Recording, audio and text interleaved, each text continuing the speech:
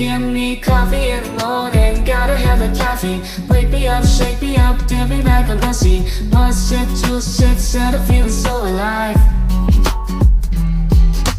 Coffee in the morning, it's the best way to survive.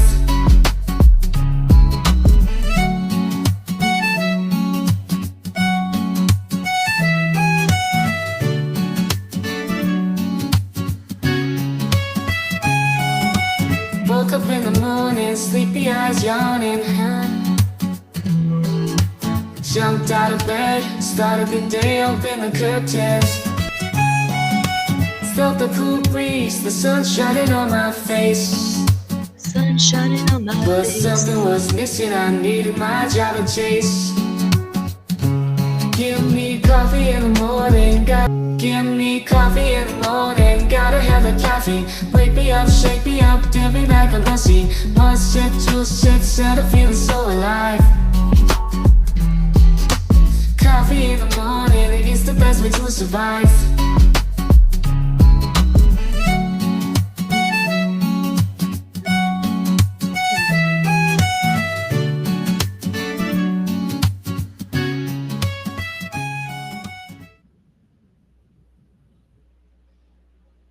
Well, if I can find my screen that I need. Haha, hold on.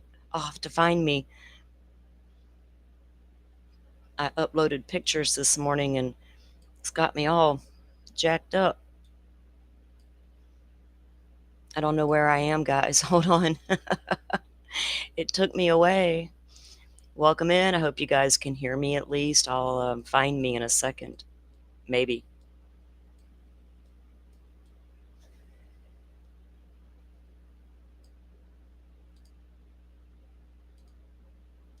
This should be it. Yes, there we go. Welcome in, everybody. Forrest, welcome in. Tricia, good morning. Butterfly, welcome in. Motion to scream, lurking and working. It's the best way to do it. Welcome in, guys. Welcome in this morning. Still having my coffee. Getting all that good. Good. Sound is good. Good deal. All right, so let me get my chat pulled up over here on the side so I can see it in real time and not slow-mo.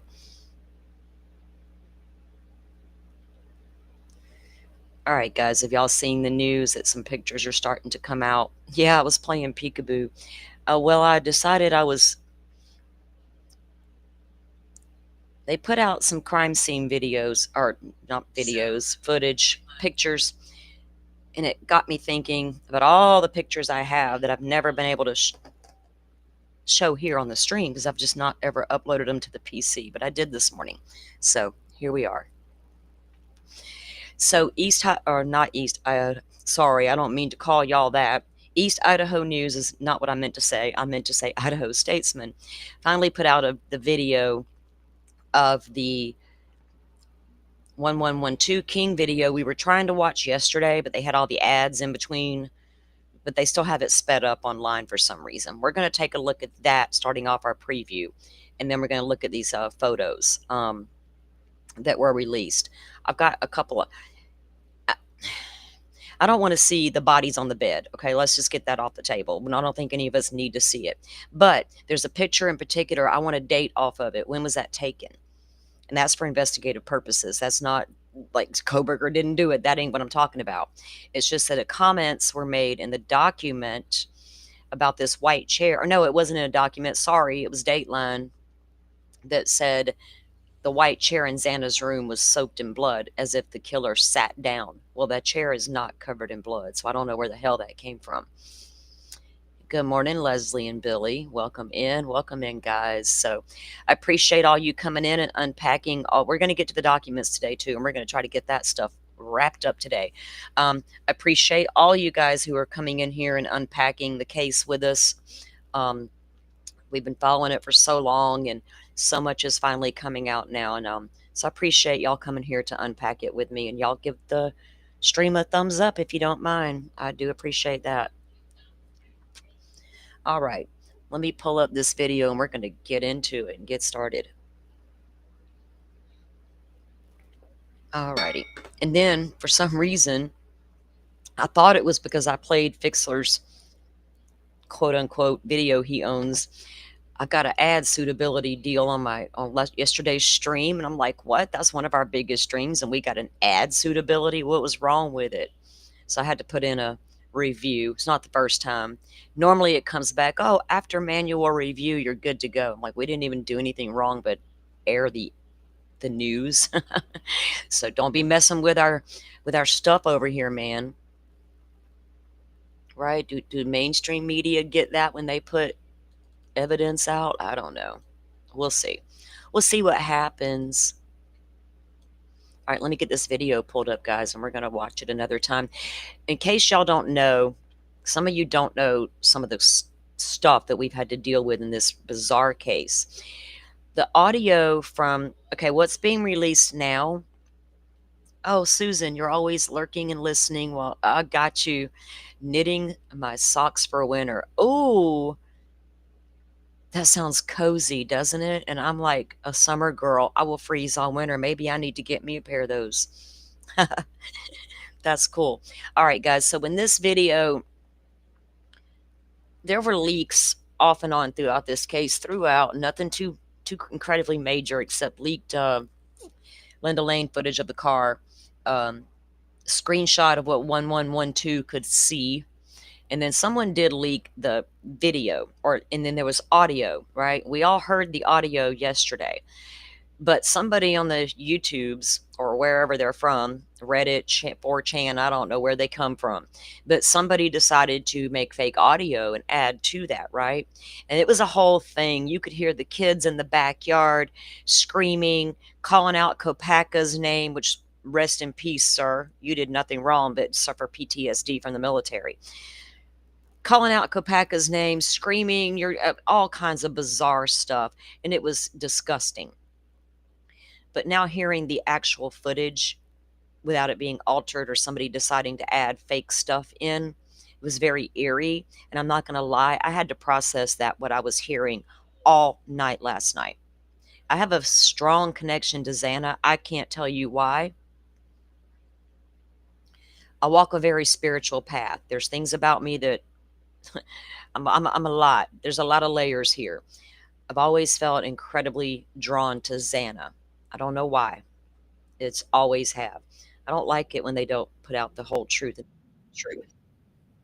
Okay, let me pull up this video again. But it was just surreal, hearing those sounds, trying to figure out, well, we know at that point in time he was in Xana's bedroom. And these rooms are not big, they're small. And it was just a lot to process, knowing when that ticker was just going from 412 to that car sped away. I knew what he was in that house doing, and it was a lot.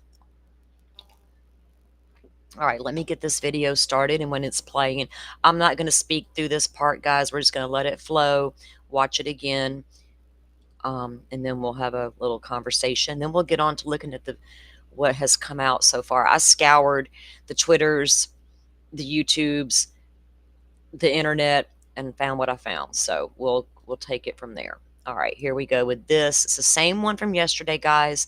Now, someone did leave me a comment on the comment section yesterday after we aired, and they were able to go into the settings, did she say? And she changed the quality, I think, to here. Let me see. I think she even said she slowed it down. I don't know if that would work. I didn't even think about that. Let's see, because they got it on playback normal. I'm going to silence it because their damn music will get me a strike. Okay. I ain't trying to share a little ad revenue with some guy I don't know who wrote a little song to put in the background. I just want it slowed down in certain parts because there's things I'm trying to look for. And I don't like it when it goes fast like that. What happened? Did it freeze? Oh, there it goes. Because it's showing you the angle where the camera could see, of course, and where the home used to sit. Good morning, Sajoy. Welcome in. I've thought about reaching out to Jeff and say, make me a video because it's time consuming and tedious. And maybe I'll do it myself this weekend because I want to match up this footage with that Linda Lane footage.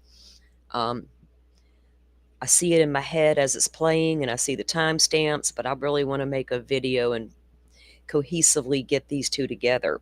So Jeff H., where are you? Get busy, dude. I got something for you to do. Stay out of the trolley chats and causing trouble, dude. Get over here and do some work for us. I have to pick on Jeff. He's not in here to defend himself right now.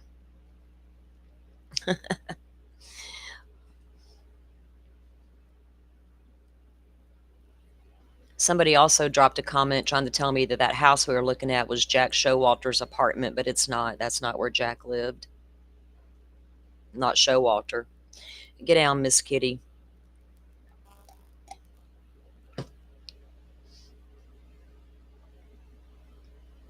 Hey, I think it's slowing it down a little bit. Made it work.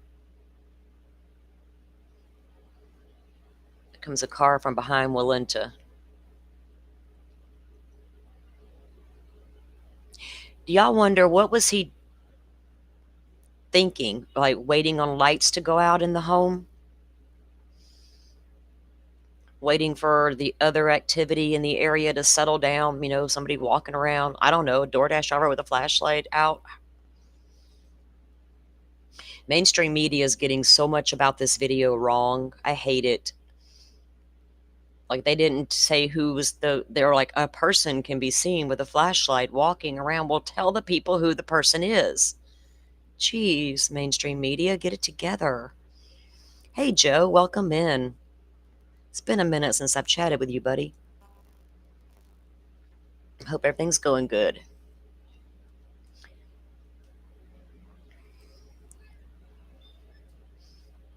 I'm going to go refill my coffee. I'll be right back. Wait a minute. Maybe not. Who ran out of the house? Well, did you see it? Because if we on slow down speed, we might see it better. But someone does leave that house and jog toward Taylor Avenue. Now, of course, with their 15 sped up speed, it looks like the guy's running like the Bionic Man, right? But literally, he's just jogging down the street. But I don't know who he is. But there was definitely a guy run out of the house, and I'll just call him Running Man number 2, because Linda Lane has a running man as well.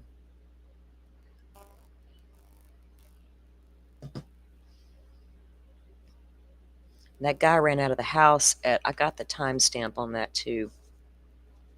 I'm sure cops looked at that and wondered who that was, just like they probably wondered who the person with the flashlight was. And welcome into the line, by the way. Thanks for joining us. See, there's Molly, the DoorDash driver, with her flashlight. I'm like, Molly, get back in your car. There's a maniac on the loose, honey. You could have been a victim.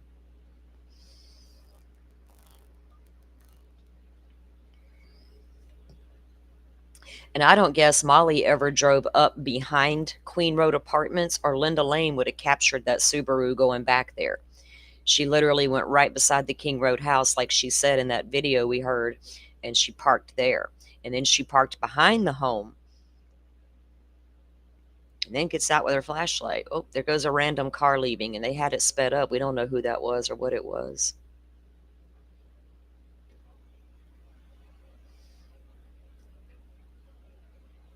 If this house hadn't had a camera on it, guys, they would have had absolutely no idea, other than Linda Lane. And how do you know what the car Linda Lane was actually doing? It went back there a couple of times, but it doesn't put him in front of the home. Well, you would have had to drive past the home to get back where he was at, but if this particular location hadn't had a camera, that's all they would have had near the home like that, was the other Linda Lane footage. No, Molly was standing there looking at her phone. There's nobody in the car. She was looking at her phone, I guess trying to verify her address, because she says she didn't know where the house was, although the numbers of the door, the numbers to the house are literally right above the door. And as a DoorDash driver, you're looking for those house numbers. You're looking at the house and the mailbox. I don't know why Molly, she says the lighting messed up her view and she couldn't see the street, the house numbers right above the door. She spends quite a bit of time back there. Now she leaves at 4 a.m. She had just dropped that order at the door and confirmed her drop off and left. And then Kohberger is going to be coming back. Y'all see him come down Walenta behind that house back there. I think he comes back on Walenta this time. He can come back on Taylor either way. There he comes. And there he is.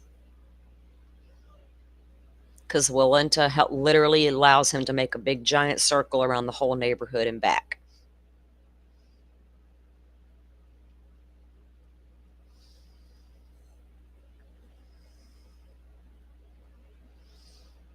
This is weird. He drives forward and then he stops. Then he backs up. Gonna try to turn around? Nope, too tight. Too tight. But the PCA says that occurred in front of the 1112 King Road home, but it doesn't. It occurs next to 1112. Then he goes down and decides to turn around and go back up instead of turning around by that house. And all his surveilling, he never noticed this house had a fucking giant light bulb camera in front of it. Dude, did you just not care? Or like, they'll never be able to, they can't see me in this car. Hell, they'll argue for 10 years about what kind of car this is. Is that what he was thinking? Or was it just go time and we don't care anymore? But honestly, if he had been surveilling this home, he would have known that house had a Ring camera. But how do you get past it? Do you run up there and steal it in the dead of night? I'm surprised he didn't try. Then he would have been caught on camera trying to steal it. So maybe he thought about that and thought it through. I got to think things through. You can't just go up on a whim. Shit, you get yourself in trouble.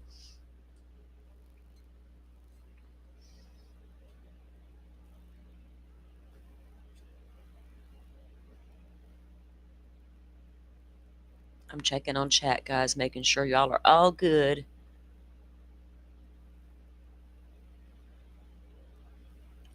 Yes, so Joy, that rumor on the unmarked cop car has been out there for so many, so many years, 2.5 years, and they're still jumping on that. There's all kinds of chatter about that, isn't there? I accidentally see stuff. I see more of the chatter on the Twitters because I don't troll the YouTubes too awfully much. There is one person that I will watch time to time. She and I have very different views on the case, but we got a mutual respect. We stay in our lanes, and we do, I look at her stuff sometimes. She'll look at mine. We're not above all that. So I only have a couple places I'll venture off into just to see what's being said, but I don't stick around long, and I never hang out in the comments section because I ain't trying to argue with people today. Not today, anyway. Moon's almost... Oh, full moon energy work tonight. Coming through loud and clear. I'm down. I need it. That dude is like... Okay, now here's where I can turn it back up, guys. Hold on. Let me get back here a minute.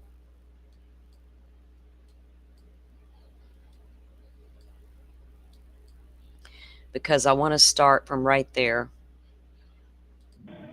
Let's get some sound.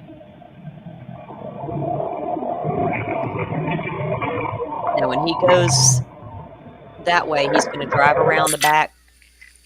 He'll drive behind Queen Road, and then he's going to park behind those apartments. Get him in that house by 409 at the latest, right there. Now he's in there doing what he did.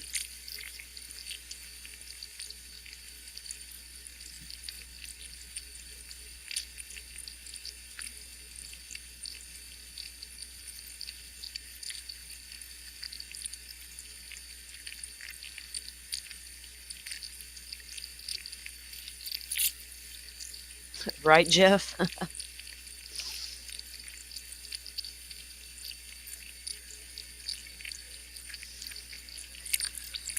Jeff, did you hear me about my video I need you to make? I need you to do it.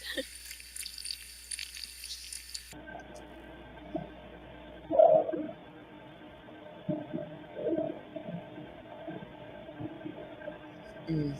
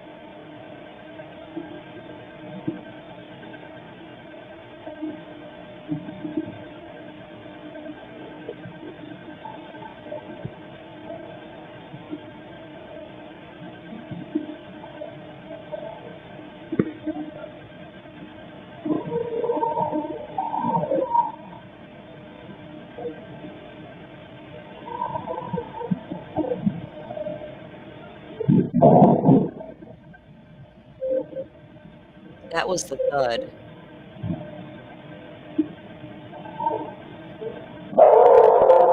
Fucking dog ain't playing.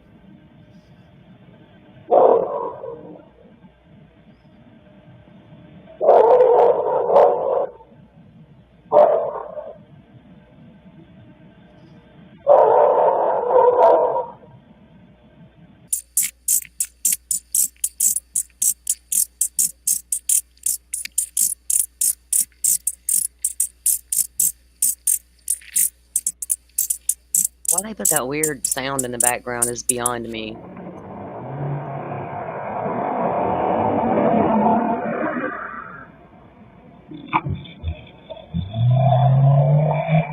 He's getting out of there.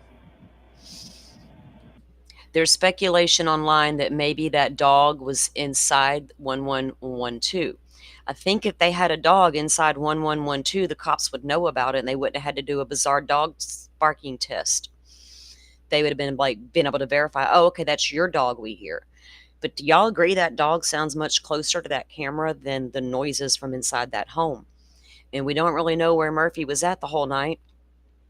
We know he was found in Kaylee's room.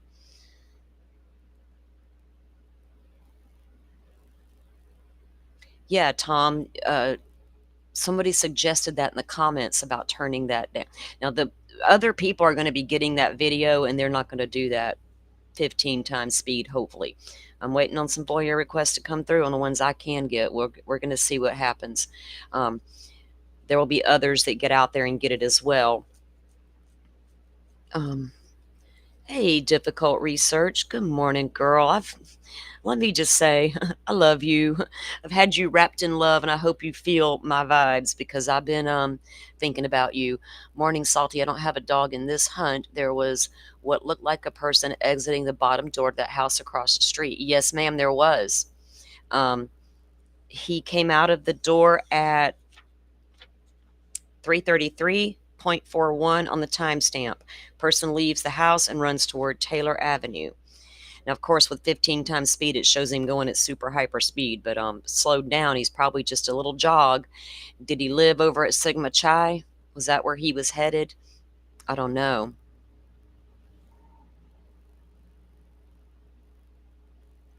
Yeah, Jeff. Well, the thing is, a couple of news places do have it because I saw a couple of clips where they don't have the Idaho Statesman stuff all over it in the extras, right? So there are people who are getting it, but this is not out there yet that I know of, unless it's come down this morning through somebody's FOIA request and they got it without doing what all they did to it at Idaho Statesman. You know what I mean? Oh, that was you, Tom, that left the comment. Thank you.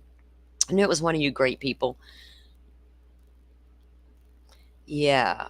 So we're going to take a look at these photos, but I'm going to grab a fresh cup of coffee real quick. I'll be right back. You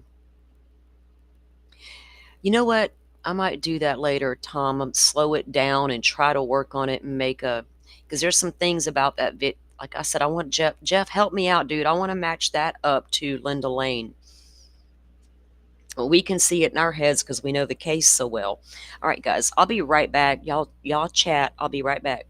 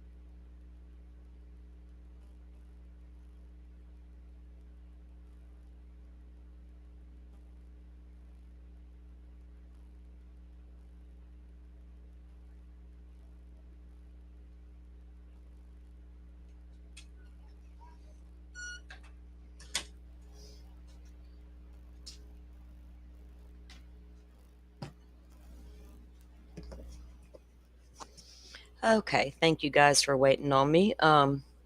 When you add a little too much noise reduction, the audio starts to sound a little bit like it's underwater. Yeah.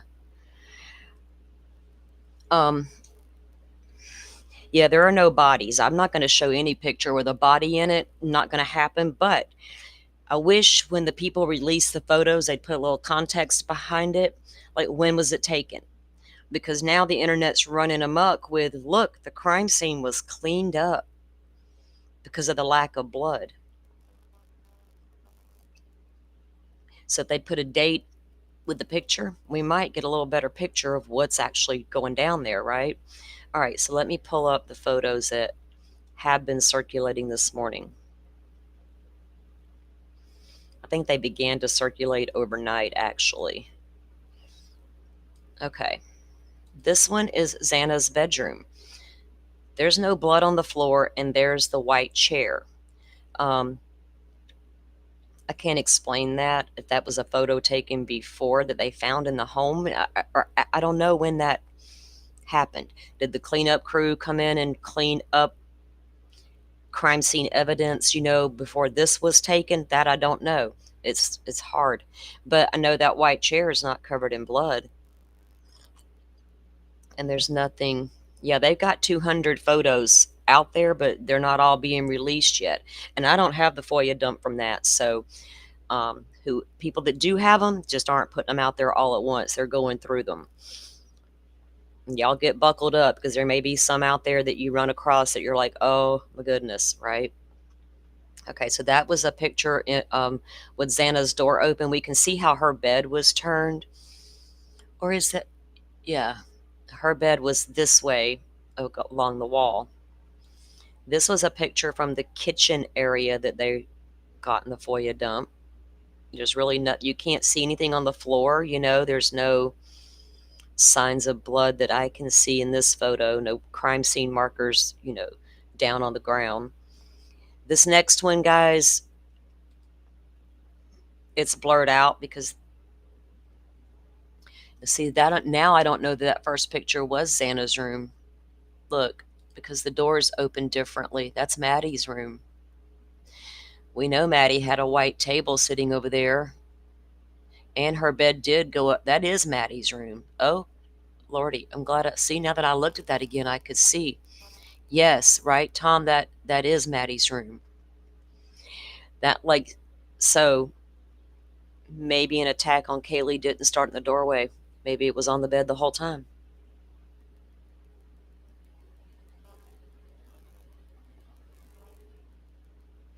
That the police spilled the dirt. Yeah, that dirt was a big, look, someone climbed through the window. All right, so this is the living room. And over here's the good vibe signs on the left-hand side of the screen where the little table's at. And now this is Xana's room. And there's the pong table with the beers, with the cups all set up. So when you looked down the hallway, you could see Xana lying right there in her room. You can see the blood pool on the ground. So when Dylan ran down to Bethany's room, she saw that. She saw something. And the PCA says from the view of the coming down the hall, you could see Xana on the floor. Yes, this is Xana's room. Yeah, Witchy, I'm with you. I'm waiting to see more. I don't think a cleanup occurred because I'm gonna tell you what, CSI people aren't that stupid. If a cleanup did occur, because I don't think it's not going to happen, because it could. But here's the thing about a cleanup of a crime scene: you can always tell. You can always tell. When you light up that house, you'll be able to see the smears from where they cleaned it with a cloth. And the smell that was within this home, according to law enforcement, they didn't even let some of the EMS guys into the house. They were new to the job. They didn't need to see this. There was nobody to save, right? And the smell. So if there was bleach cleanup type of thing that occurred, they would have smelled that. And that would have been a red flag to any investigator. Whoa, why am I smelling this strong odor of cleaning stuff going on here, right? Okay, so this next one here is just the back slider and the view you would have gotten. So when you come out that door and you cut to the left, they're not going to see you. Jeff says you're trying to imagine what view of Xana way down the hall would be looking at night. Yeah, and the only thing probably on was the good vibes sign, right? And maybe the lights around the table there, the little table, little cocktail table thingy. Yeah, the chemical residue and the luminol certainly would have shown that, Witchy. Now this one is weird. It's just a picture of one of the doors, and it's like a spot on the door. So I don't, that's like a tiny blood spot there. Now this, I believe, is Maddie's bedroom.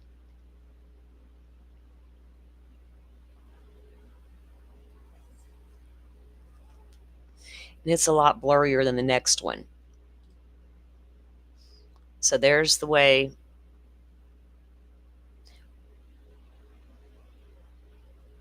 I'm just getting my bearings and looking, guys. I'm just trying to think. We've always known Maddie's bed, and that is Maddie's sheet. Well, I got a picture of them loading these mattresses onto the trucks that I did finally upload to the computer for you guys to see. And that was the ones that came out this morning that I've seen, guys. If you've seen any more, hit me up and let me know. I'm going to scour later for more. Now, this is interesting because why did they do this when they went back into that house? When they opened it up, they unboarded the house to go back in to take the scans,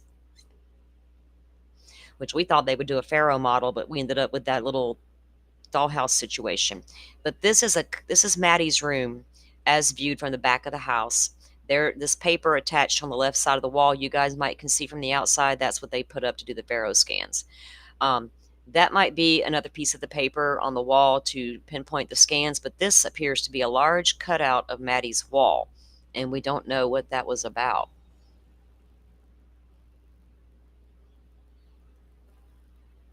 Right, Jeff? You're looking at the same thing I'm looking at, projection and things like that, and how it could have. That is, there was another photo. Wait, did I not upload it? That shows blood spots on the floor, the hardwood floor. Where did it go? Did I not have it loaded up?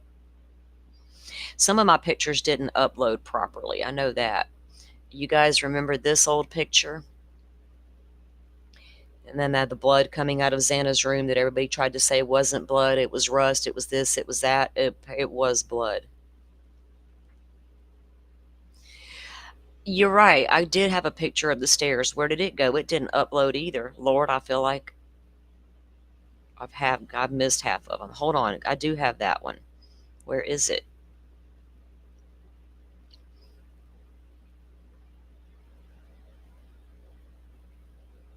Let me see if I can get it to upload real quick.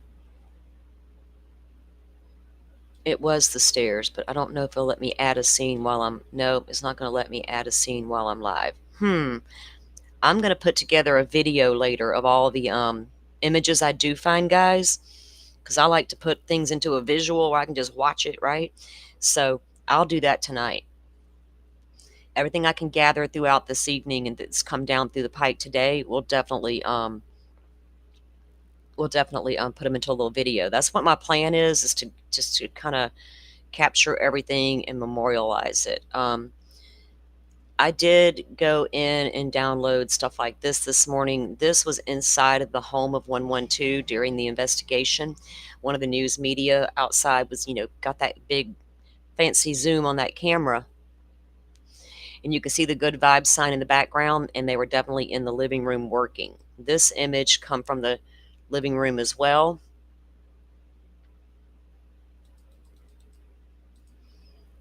This one is from the living room. Miss Thing got a swab in her hand on this one. Is she just taking random DNAs, or is there blood in that living room? I don't know. Yeah, Tom, we haven't seen all the images yet, so I don't. It's like I wish they would tell me when those photos were taken in the process, right? That's important. This is a photo of the back side of the house, and right above the kitchen was Kaylee's bedroom. And there was also a picture of Kaylee's room in that dump too, but you can't see anything in it. Okay, and this one was another image from inside the home. Another view of her with her swabs. This one you can see the beer pong table set up there. And remember, if this house was dark and the only thing on was that good vibe sign and that light on that table, that is all. Like I said, I got to get Mr. Steve's video back over here for you guys to take a look at. Inside the kitchen window into the kitchen.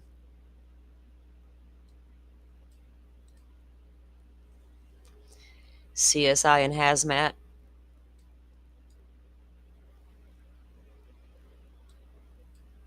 I'm going through the ones that I haven't shown you guys yet. Another image from inside the home. Another one. This. What are they marking back there and photographing? One of those little footprints that we just learned was back there. Everybody kept saying in the beginning, where's the bloody footprints that lead back to the car? Well, maybe some of it came off on the leaves and debris. I don't know. But apparently there was shoe prints out there. Dunkin' Donuts coffee and me. All right, Jeff. My kind of guy. Except I don't have Dunkin' Donuts coffee. I got salty coffee. I need to make my own coffee.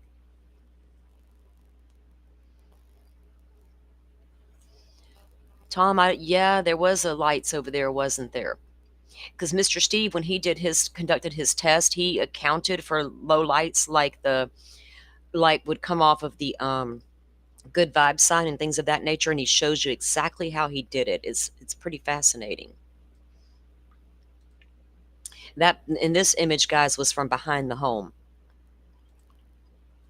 This one's in front of the house, and you can see the prosecutors are there. Remember, they came on scene right away. Another shot. We got a picture of Miss Ann Taylor down there too. Oh, one of my favorite pictures. The jacket we threw back down to the ground. Yeah, that picture. I made a whole video about that. Uh-oh, where's my picture with Ann Taylor? I didn't want to leave her out. Y'all, I promise I have one of Ann Taylor on scene. It just didn't upload. Okay. I'll add that to the videos. All right. So we're going to get into the documents. Let's see. MPD docs talked about lots of footprints around the home, but no bloody ones were found. There was some with like what they saw red, right? And they measured the prints. Okay. In case, for those of you following the Adelson case, there was a hearing this morning in her case. I got it saved to watch later because I'm trying to catch up on that case. Publicly Buzz is going to be, I think Shorty's covering it as well. Publicly Buzz is going to be covering the Donald Adelson trial, but also a Murder Church. He's going to be wrapping up the Phil Spector trial, and he'll cover Charlie Adelson's trial on Murder Church. Yeah, so it's going to be a whole thing. I'm looking forward to that. All right, guys, let's get into our documents this morning. Let me get me back up on the screen. If I can find me again.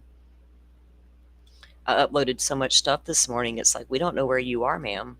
Is this me? Yes, it's me. Let's get rid of that little, what's going on here? Get me back. I don't want to add source. Wow. Look at this, some restream fuckery this morning. Let me find me without that. Let me find me without that, maybe. You guys don't see anything? There we go. I fixed it. I fixed me. The documents previously released stated a black vest was found by that fire hydrant and not a coat. Yes, they did. But when you watch the actual video of them picking that up, you can tell it's not a vest. I don't know where they got that from. It just happened to look just like what Maddie had on the night before, that's all. All right, let me get my documents pulled up.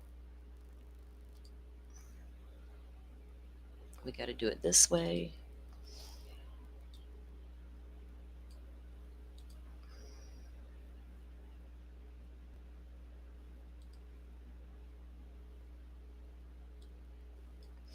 All right, let me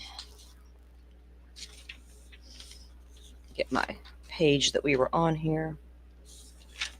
We stopped at 284. All right.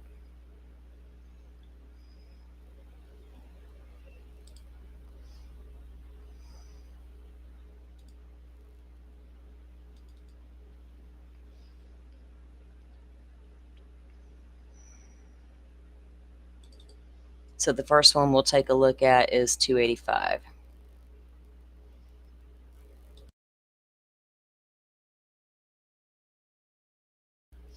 Oh, Miss Witchy, Napa Halloween murders. Scary.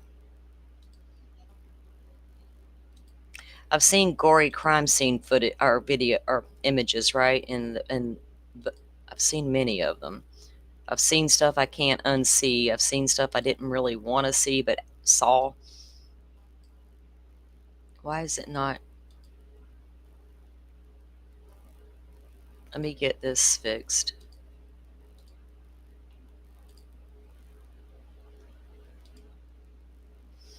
Where's my scenes? Oh, come on.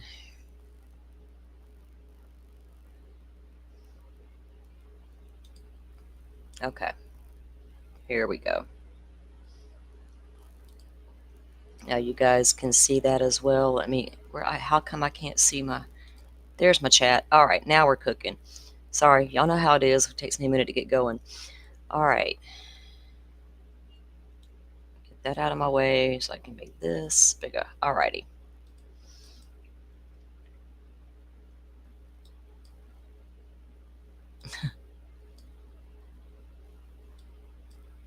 Okay, so we're up to number 285 in the reports here. On 6/20/24, I received an email containing voice tip reference this case. I listened to the attached file. The woman stated her name was HH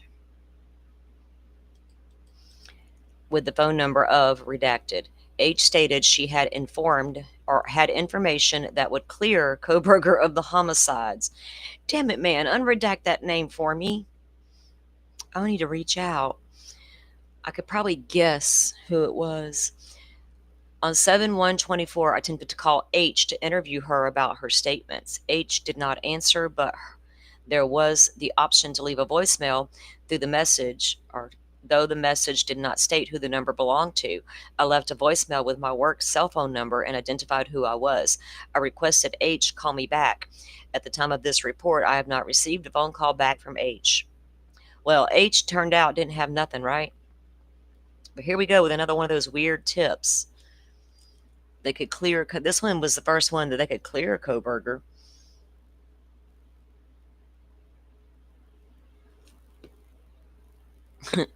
Goodness. I worry about some people in this world.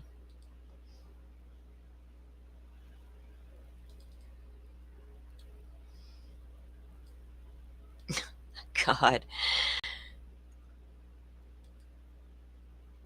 People will never cease to amaze me. I mean, never. And I've been a people watcher forever and a day. It's like my hobby. That's why I don't go out too much. I'll start absorbing all their weird energy. Okay, let's pull up this next one. 286.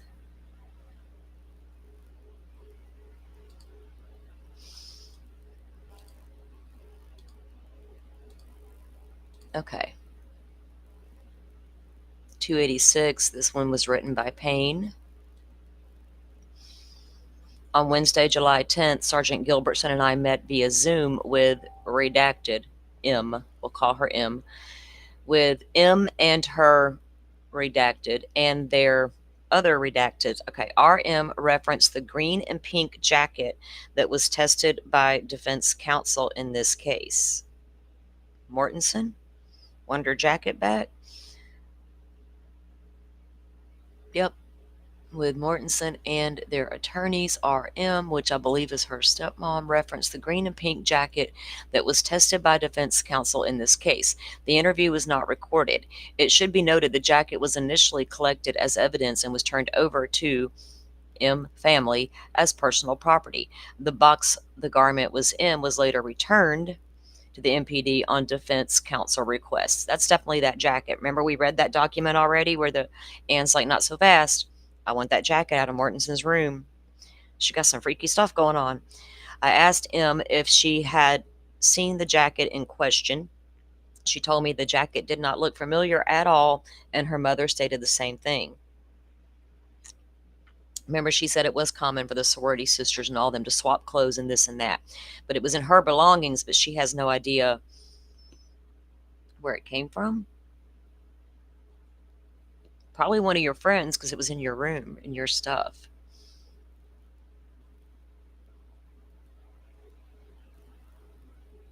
I don't guess Anne found anything of evidentiary value on it.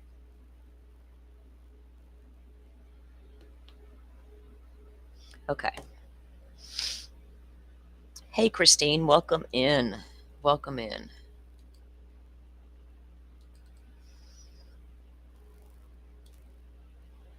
Didn't I see you last night over there watching that interview with Baldwin? That was a pretty good interview, wasn't it? I'm talking about a interview Defense Diaries did last night, guys, with Andrew Baldwin, attorney for Rick Allen. If you're interested in the case, I recommend you go over and watch that.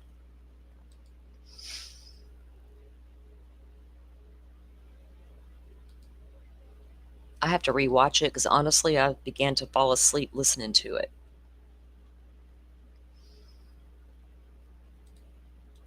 I need to watch it again for some research for the Delphi show I'm trying to put together. Okay, let me get this screen up.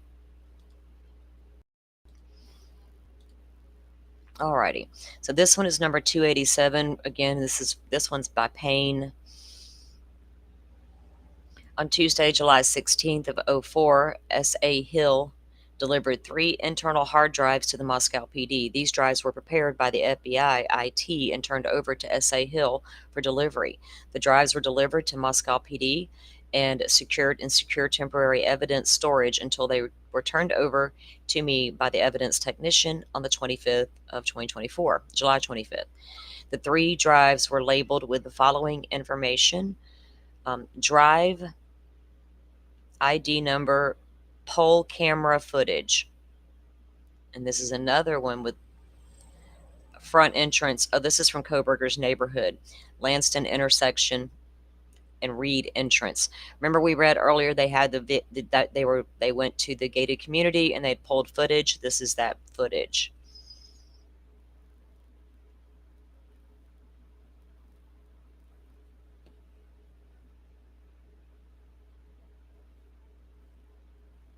I'm making a note, guys, so I can stay caught up. Okay, so they got the different. So there was 3 different ones they had. I guess you can get in there 3 ways to his little neighborhood, trying to see his comings and going. Actually, how many times did he leave that house wearing those gloves y'all talked about? That was such a rumor. People wanted to fight us on it. Y'all can't talk about Kohberger like that. You don't know. Well, apparently he was wearing gloves every time he left his parents' home. Do we have proof?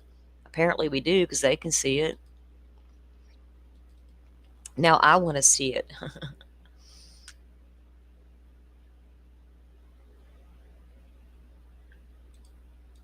288 is what we're up to now. And thank you, mods, for coming in and hanging out and making sure our chat stays cool. Nobody getting harassed. Come in with different opinions and feelings. We welcome it. We are down for conversations as long as we're all respectful, right? Thank you, Butterfly. She dropped the link to last night's show over at the Defense Diaries if you guys are interested in checking that interview out.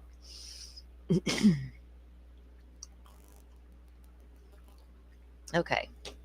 On July 26, 2024, I was asked by the prosecution in this case to review my supplemental report number 73 to clarify where the 94 samples were in relation to this supplement, as I only listed 4 samples as being booked into the evidence. These are going to be the ones that they claimed was in Showalter's apartment. Remember that the first report said 94 samples, but that was a typo.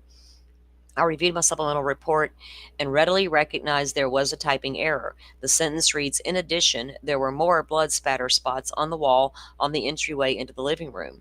Samples of each were collected, 94 in total, and ISP Detective Talbot took photos of the residence. The error occurred when I typed 94 in total. This was supposed to read 4 in total. I failed to hold the shift key to select the parentheses on the 9 key, which resulted in 9 being typed instead of parentheses. The sentence was meant to read as follows. In addition, there were more blood spatters on the wall on the entryway into the living room. Samples of each were collected, 4 in total. ISP Detective Talbot took photos of the residence. So there was never 94 samples taken from Showalter's apartment. There was only the 4. And we know they searched his apartment high and low.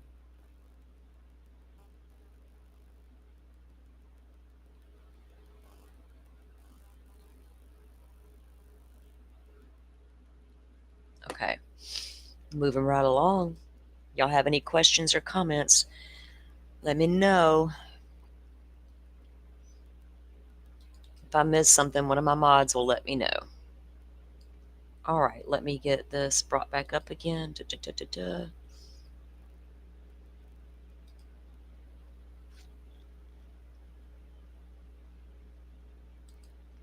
289 is where we're on now.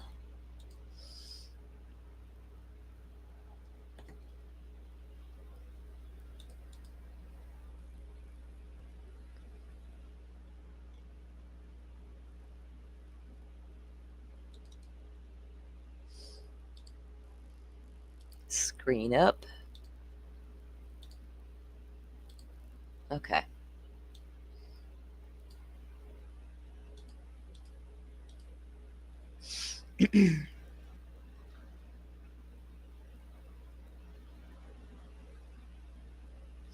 There were too many trolls, Christine. I try, if I'm, you know what, if I'm really trying to enjoy an interview or listen, I don't even pay attention to the chat. You can't sometimes. You'll get triggered. You know what I'm saying? I feel you. A lot of times I will not even look at chats. I'll just listen to what I came to listen for. A lot of what's being said by the guest and the host are missed because people in the chat want to, I don't know what they're doing sometimes. I don't think they're listening. They can't be. But y'all know to be safe on them YouTube streets. I'm not the popo of the YouTubes. Okay. I never want to be the popo of the YouTubes. 289 report. On June 29, 2024, I attempted to contact a SG at redacted, referencing a tip G had emailed into the tip line. G claimed to have information about Kohberger and a man named NT. G claimed to have tangible proof Kohberger was framed. Who the hell's NT? G did not answer when I called her on 6/29/2024. I left her a voicemail and did not receive a return call. Was that the same lady who called in the other bogus tip that never called you back? I attempted to call G again on 7:30. Upon calling, someone answered the phone, did not say anything, and then hung up quickly before I could speak. Did it show up Moscow Police Department? At the time of this writing, I was unable to contact G. I will investigate further. I'm unable to contact her, to get in contact with her. Another can clear Kohberger or provide information.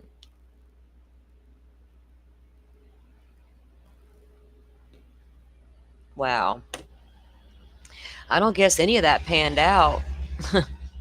They won't even call the cops back to give them the information they had. I remember seeing all the tweets, all the comments. We sent this to Ann Taylor. Some pretty decent accounts out there on the Twitters with their package displayed to the world. Sending this to Ann Taylor now. Whatever came of all that stuff y'all were sending Miss Taylor? Did she look at it and laugh? Did she look at it and go, maybe I can incorporate this into my next motion?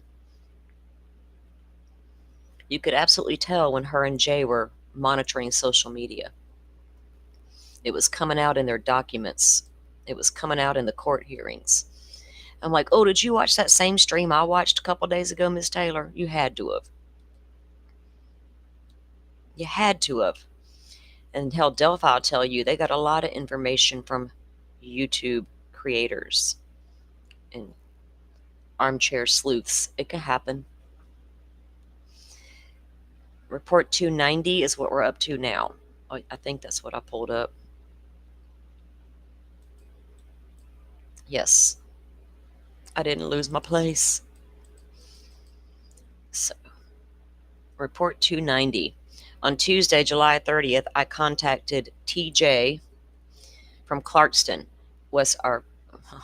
Washington. Jay emailed a tip to Chief Dollinger saying she had information about seeing Kohberger in the morning after the homicides. Remember that one lady who claimed she saw him down there by the little bridge as she was driving away from the Costco that morning. So is this a different person? Jay stated she was in Clarkston on 11/13 at approximately 10 a.m. and went to the Albertsons there to pick up coffee and donuts. Remember they got all the videos from the Costco, the Albertsons, all of that right there in Clarkston they were getting footage from. Jay said she had seen the U of I alert on Facebook and she was standing in line and called her boyfriend to tell him about it. Jay said it was at this point she noticed the man in front of her, who she thought could have been Kohberger. Jay said the man was wearing khaki pants, brown shoes, and a salmon-colored button-up shirt, a surgical COVID-type mask, and purple surgical gloves. COVID was over at this time. But it's a good way to disguise your face, and if you have an underlying condition, you might still be pretty vigilant. Huh, Kohberger, like autoimmune? I don't even run around with a mask on and I got full-blown autoimmune disease. I just keep my distance. That's my norm. I'll catch a cold if you walk past me and you got it. Are you the same way? It's a struggle. Why is he wearing gloves? If y'all think that's him, look, the guy's got a button-up shirt. We know he's fond of his button-up shirts. Huh. I wonder if that, were they able to pull that footage, right? This is July 30th. They're following up 2 years after she saw him or this person. Were they able to get that footage and see? I don't know. And to corroborate, was that Kohberger? If they could show it was him, they could show he's out there trying to cover up his hands, face, and mouth.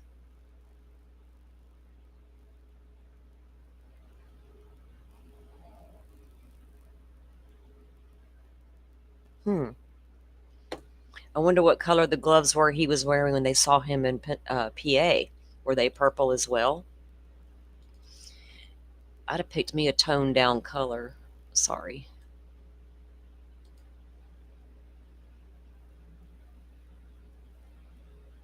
Okay, next document. We'll pull that up.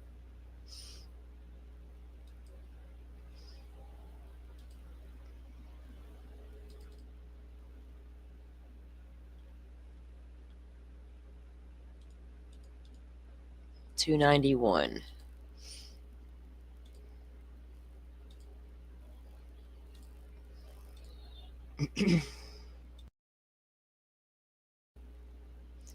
All right, let me make this much bigger.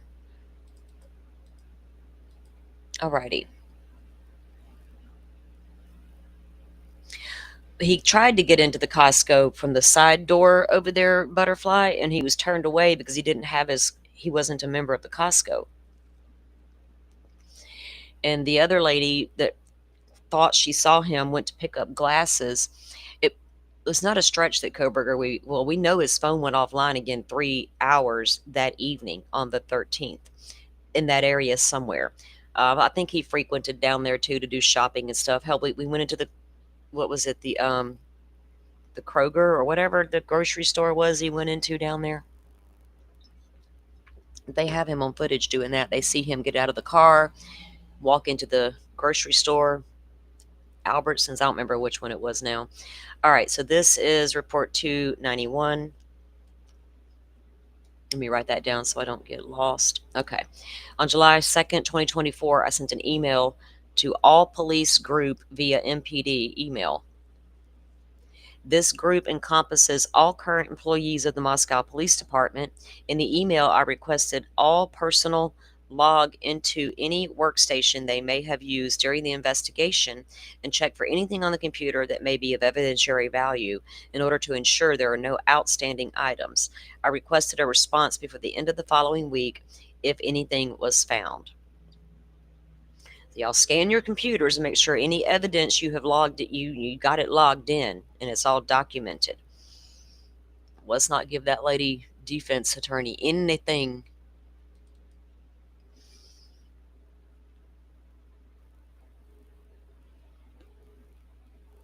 Because she sure was requesting it all. Okay.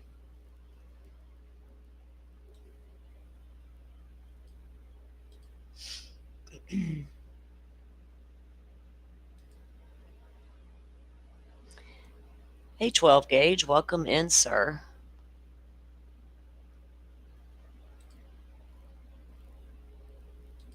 Alrighty. 292.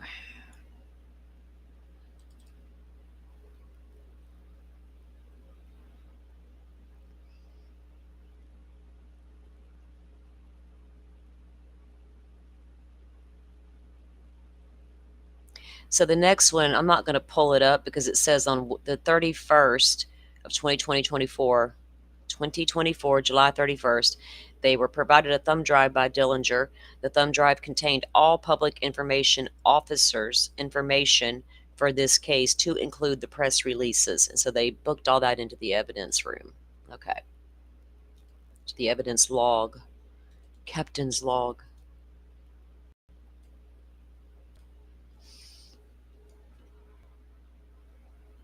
Alrighty.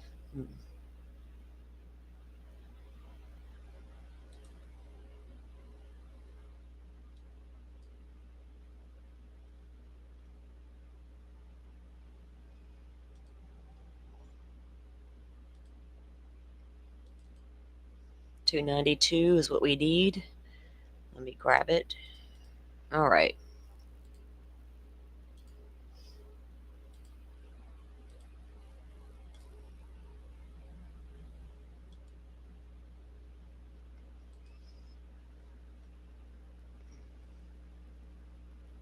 Yeah, Kat, what did he buy in the grocery store?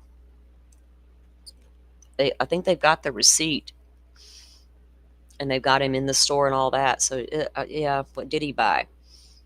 And why did his phone go back offline for 3 whole hours from 5 p.m. to 8 p.m. on the evening of the 13th. What was he doing during those 3 hours, and where the hell was he? We haven't seen the phone data dumps yet from Kohberger's phone.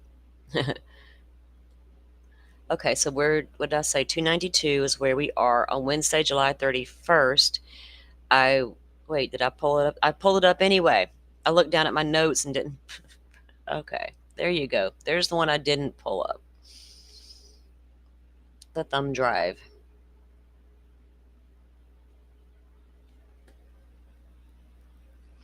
You think he was in there buying, getting his vegan food or getting snacks for the road trip he was planning to take with Dad, or snacks in general in case you got to cross the border super quick?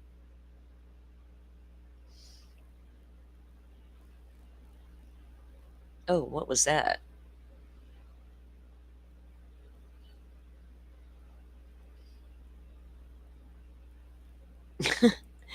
Some of these accounts that come up with some of the stuff they come up with, my God, I accidentally saw something on the YouTubes just now and I didn't. What the world? I can't even. All right, wow. Okay, so let's get the other next document pulled up. Lord, I'll say a prayer for the souls that need that helping hand through life.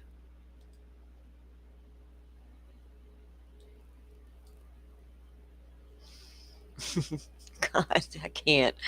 Sorry, y'all. I guess that tickles me. Apparently, mass media made Kohberger a killer. It was nothing rambling around in his head for years, was it? Nothing to do with that. Untreated mental illness.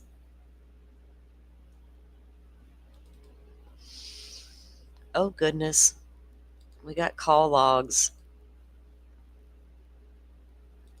I want to hear the conversations between him and his mother and see if they are reminiscent of Stearns and his mommy.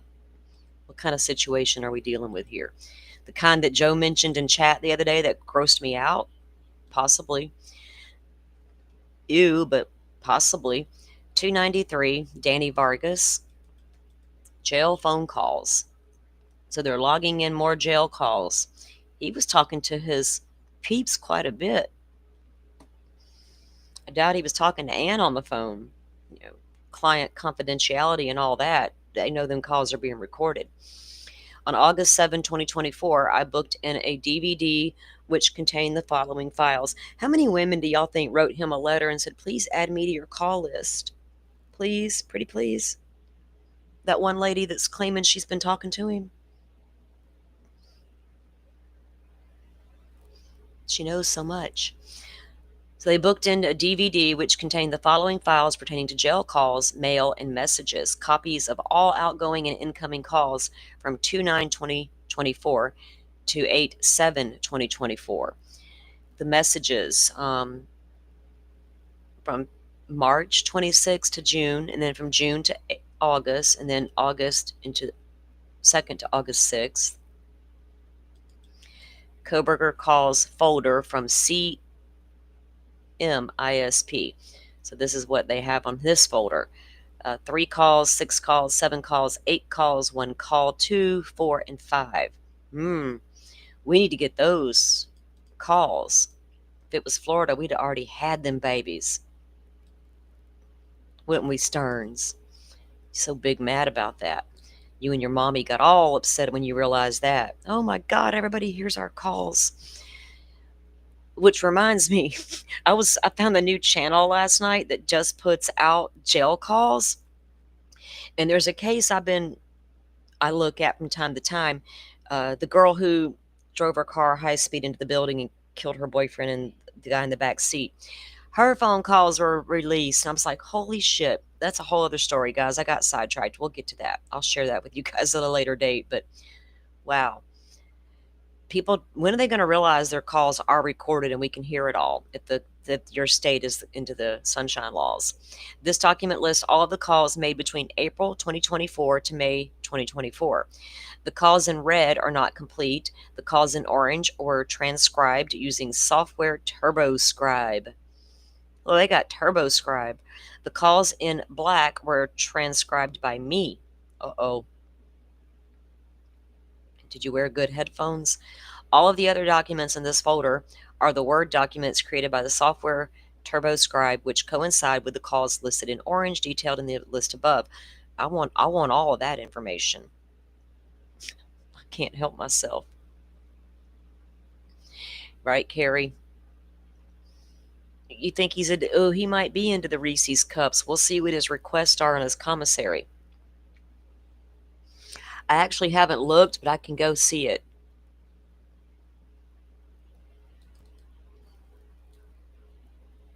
I need to dive around in a couple of them's commissary lists, see what kind of crap y'all are ordering. Not that it matters, but we just want to know. I want to know you're not enjoying a good home-cooked meal at the end of the day. Your victims certainly aren't.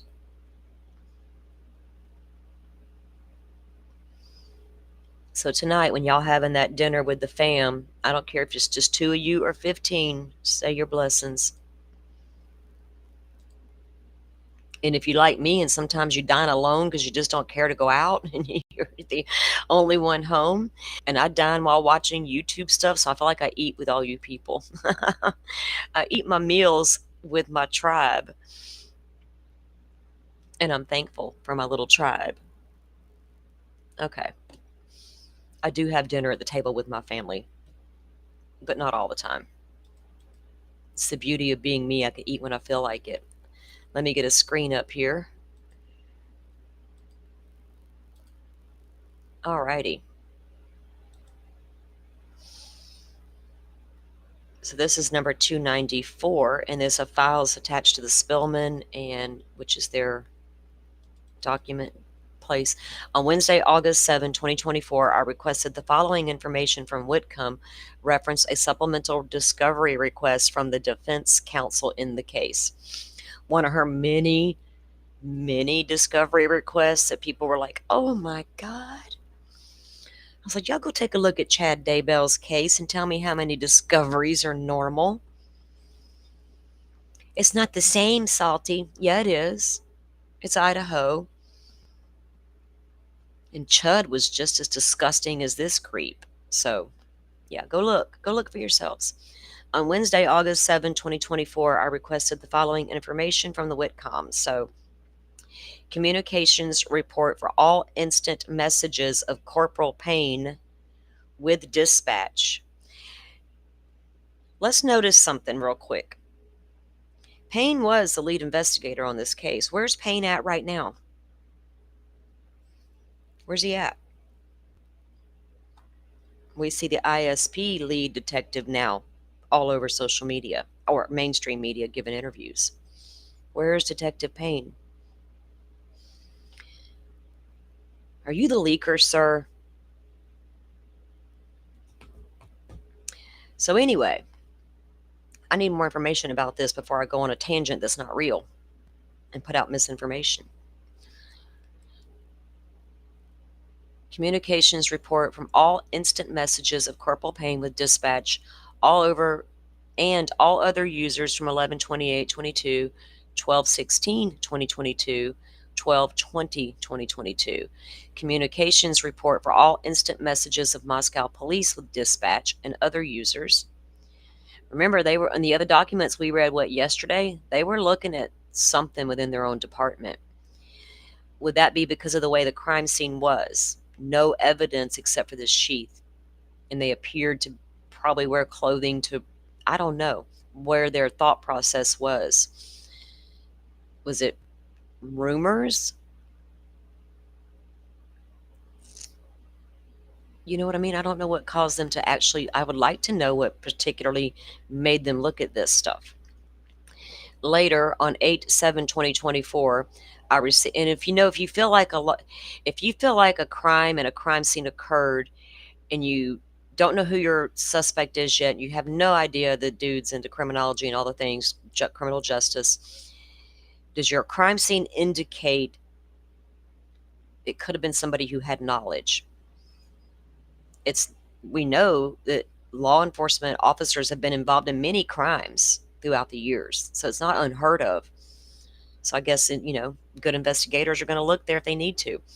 Later on 8/7/24, I received the requested documents from Whitcomb and attached them to Spillman case. It should be noted there was no IMs matching this request from 11/28. I mean, they were pretty specific on dates as well. Then there was a thread, my IM conversations from 12/20/2022 in thread format. Paying conversation, more from 12/20, 12/16, 12/16 again. I like to see those conversations. Dustin Blaker filled this out. I don't know. What do you guys think? Okay, so let me make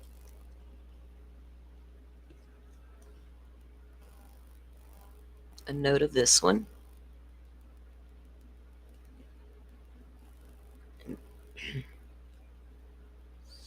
And then we're going to be up to 295, and believe it or not, we're getting somewhere.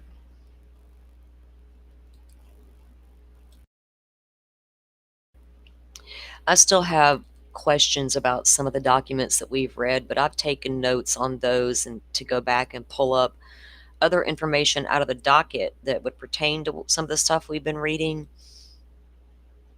and put together some stuff on that.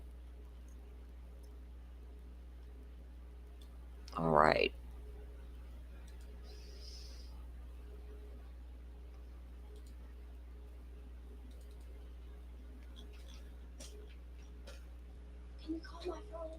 Can I call your phone if you lost it again, boo?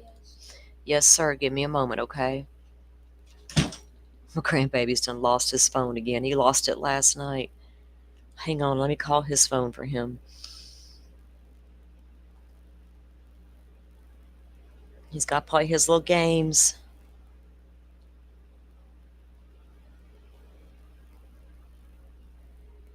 Let me make sure he finds it. Hold on, guys.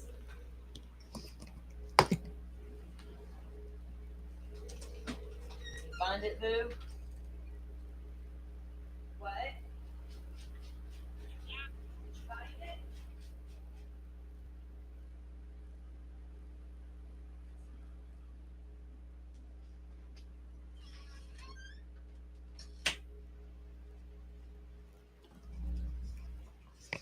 Okay, he found it.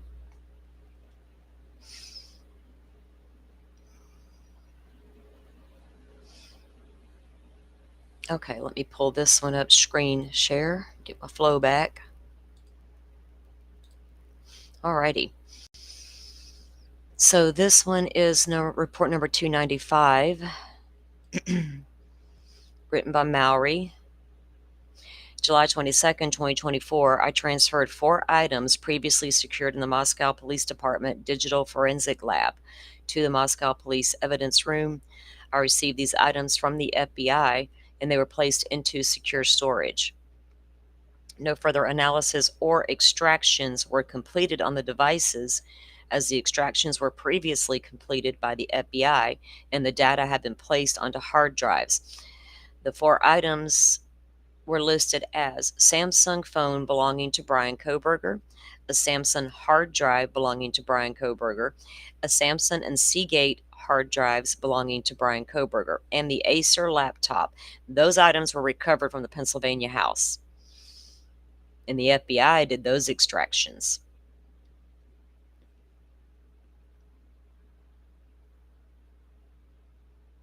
I bet they are analyzing this crap out of this dude's phone extractions and trying to figure out how he pulled this off with this phone situation. That is super important going forward in police detective work. We don't need these bad guys figuring out ways to get around this new age of digital evidence, do we? Kohberger, didn't you want a job to show rural communities how to better collect and analyze digital evidence? That was your goal. The very stuff that was going to catch you. Interesting. Note to self: don't do this, don't do that. Like Rex Horman over there. This worked last time and this did not. Don't do this, but do that. Worry about DNA while you're throwing away your pizza. So much for Rex Hurman's planning document and being concerned about the DNA, right? And he just chunks his pizza out there for the world to get a hold of.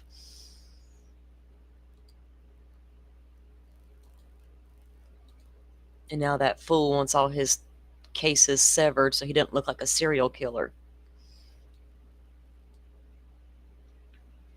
Number 296. This one is by Dustin Blaker. Jeff's got to go get some work done, but he wanted us all to know it's not cosmetic. He's going for the Botox. He's going to go get a shot instead. Thank you for coming in, Jeff. Have a good day. All right.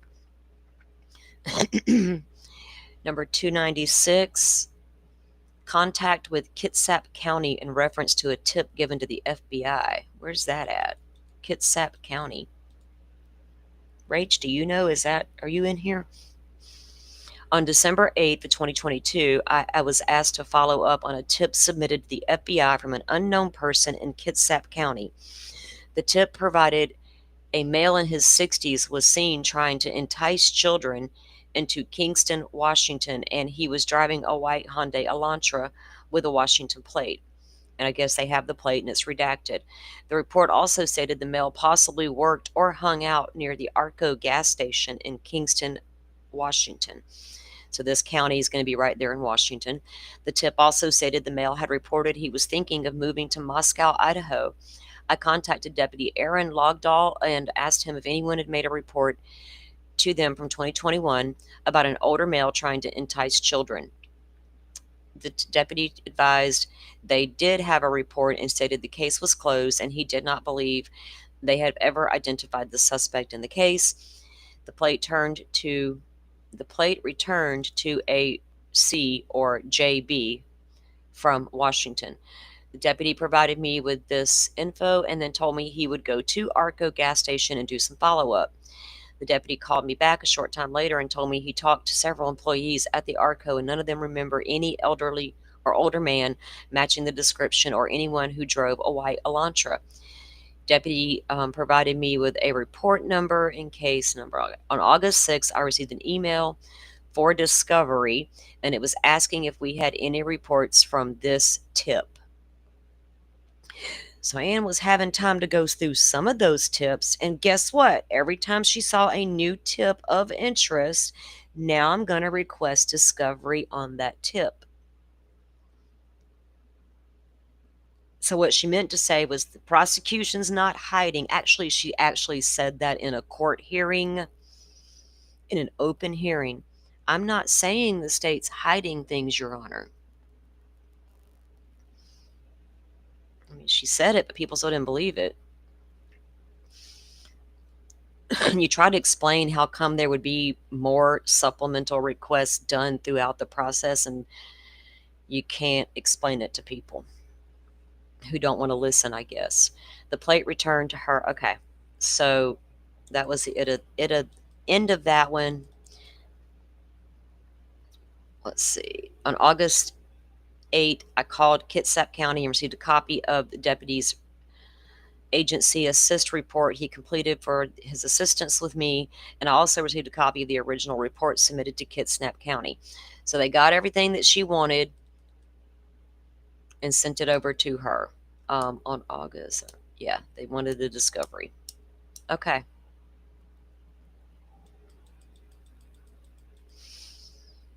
Well, that incident wouldn't have been your guy, ma'am. No suspect was ever identified in the case from Kitsap County. Nothing from this tip led us to believe it was related to the homicides.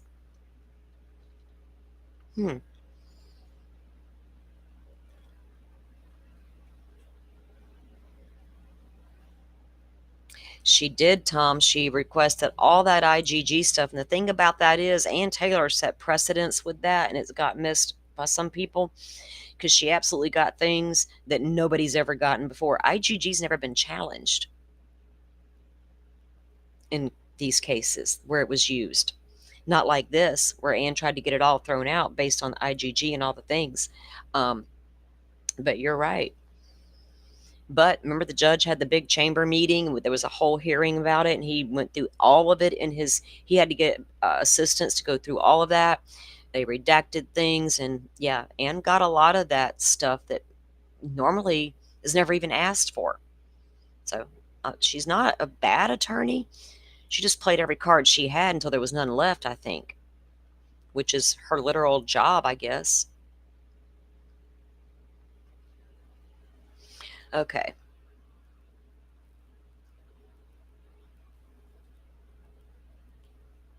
So now we're going to move into 297. West Seattle. Okay. Yeah, that is far from Pullman. Wow, that is a pretty good ways away, isn't it?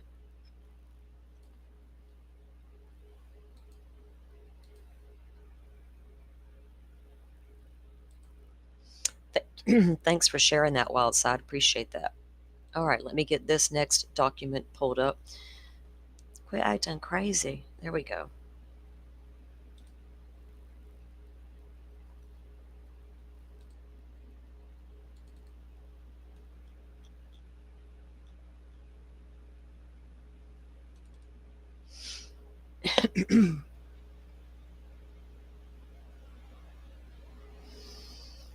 All right, let me get the screen up here.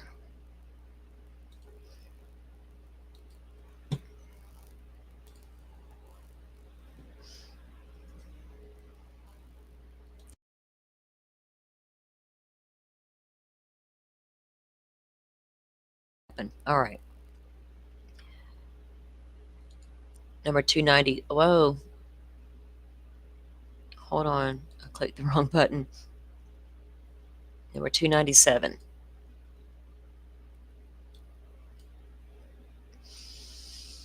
Files attached under the following names: Event Report EPD, Event Report 2, Event Report 3, Press Release. On Tuesday, August 6, 2024, I received another discovery request from the defense counsel in this case asking for documentation about a tip received and later acknowledged in an MPD press release about a white Hyundai Elantra that was found in Eugene, Oregon. I was wondering when it was going to enter the picture. Clearly, some people still believe that's the car. Oh, well, bless their little hearts. This is so for those of you who don't know, there was a car found in Eugene, Oregon. Is this the one that was burned out they found? Or wrecked rather. So this abandoned white Elantra was found in Oregon. The tip came in, they investigated it, and it determined it wasn't involved in the crimes. I don't know different year or what their actual determination was. We'll figure that out maybe.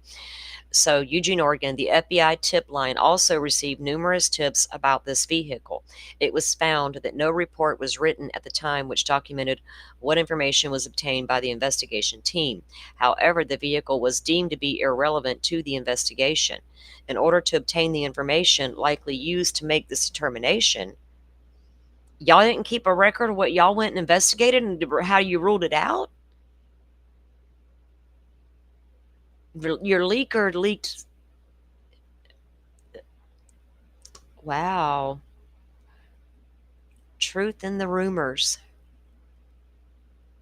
In order to obtain the information likely used to make this determination, I contacted Eugene PD on August 8, 2024, and requested. I'm going to tell you right now, there was leaks happening on both sides of this case from the defense and the prosecution.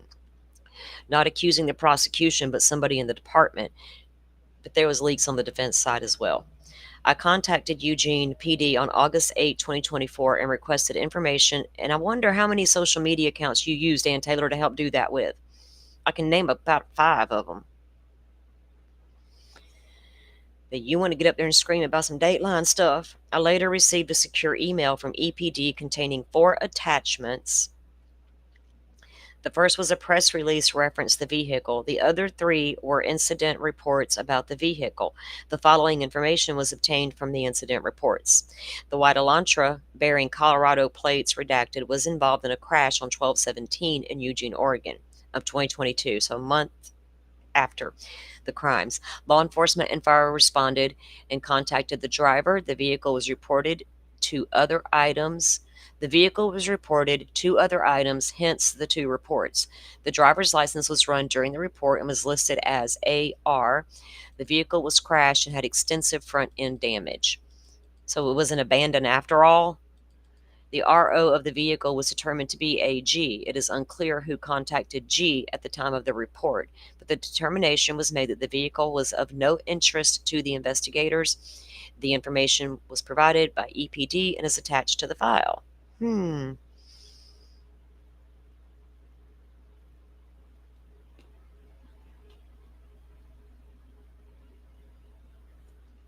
Leaks here, leaks there, leaks everywhere. Reminiscence of the Delphi case. Oh, and that Karen Reed case, too. Y'all be wary because y'all don't think they're using social media to help get out information. You'd be really wrong about that. Karen Reed would be prime example. I'm not saying it's bad. I'm just saying both sides do it. Especially if they think it will benefit or sway public's views, right? And Ann did a good job of that, actually. Taking what was out there and running with it to help create more speculation and stuff like that. And I'll never forget when she stood there in court talking about her 400 witnesses and how one of our potential witnesses, has spoke to the media too much. Well, man, is that because nobody but WSU Mom Kim was speaking to the media. And I've yet to find the report where she was assigned her own little personal ISP agent.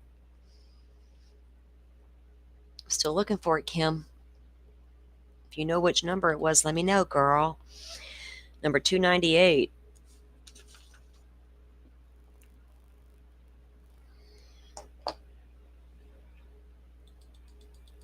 On Tuesday, August 6, 2024, I received another discovery request from the defense counsel in this case, asking for the identity of redacted in reference to surveillance video of Mogan and Gonzalez the night of the homicides.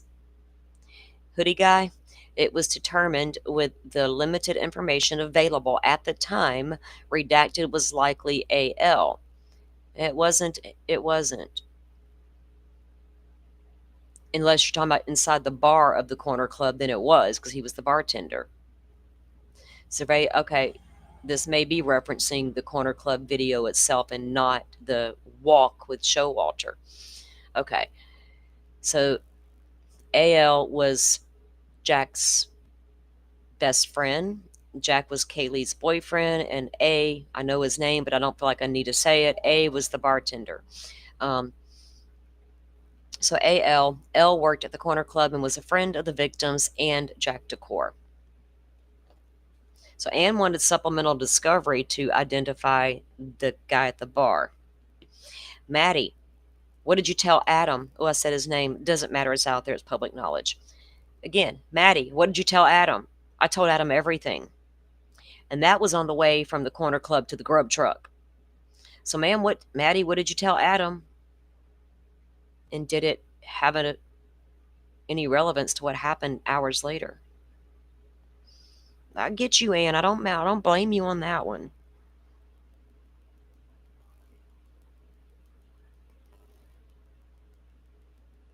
You know, she interviewed Adam. She wanted to know the same thing we all wanted to know. What did you tell him?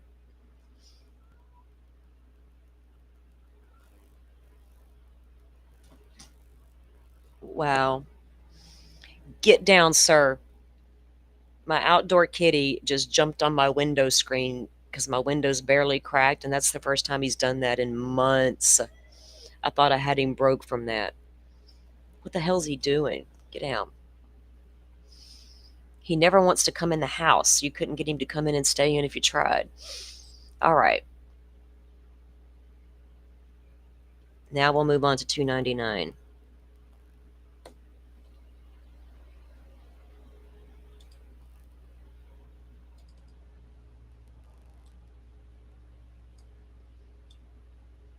Okay, come on here.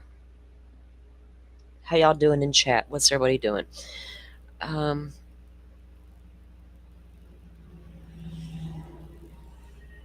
Yeah, there was a lot of things scrubbed, wasn't there, Wild Side?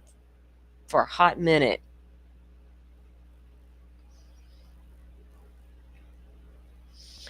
They're going to end up releasing. Pennsylvania hasn't dropped any kind of website to share documents, right? The way that Moscow and Washington did. Um, but I'm sure FOIA requests are already out there for that body cam footage from when Kohberger was arrested. We do have that one photo that Kano Wentworth on ABC obtained from over in PA. Him sitting on the bed with his little zip tie cuffs and some weird shit in his pocket. But I'm still waiting on that stuff to come down as well. I want to see drone footage of where they were flying above his house that night and saw him standing in the sliding glass door watching them. Wondering, tick tock. Yeah, dude, tick tock. They were coming. Like Olivia said, how did it feel when that bear cat rolled up into your driveway, sir? How did that feel? Did your heart sink?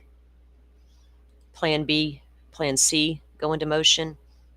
Plan A was already there. How to beat all this. Didn't work. $2.99.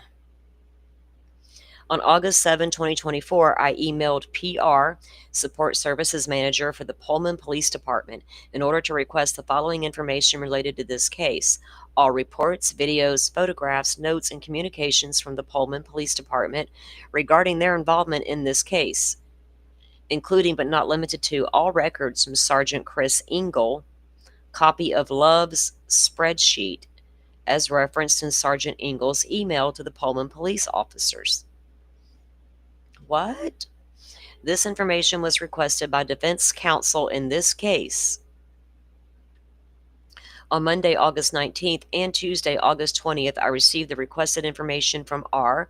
The files provided contained extensive email correspondence related to the search for Kohberger's name in the PPD email system. Spreadsheets from OFC Love, because it was an officer, okay, to Sergeant Andre and Sergeant Engel, MPD vehicle list, and an Exxon body camera download. PPD also advised they search for IM databases for the keyword Kohberger for everything greater than midnight February 16th, 2023, and found 0 results. So this is all the information that Moscow PD body cam. Are we talking about the car stop in WSU where y'all had that on camera? Anything pertaining to Kohberger out of Pullman, I'm assuming. Anne's like, I need it, I need it, I need it.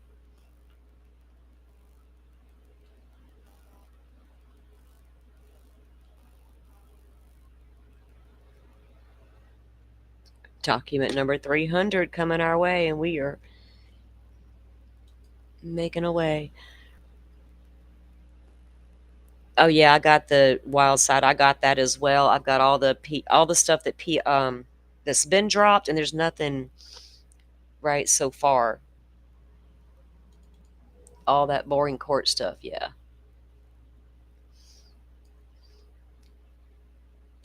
I got links to all the places to get the documents, but there's nothing been released that's relevant yet. I didn't check the Kohberger docket this morning either to see if anything new had been filed there. We know they're getting ready to start going through the documents they do have.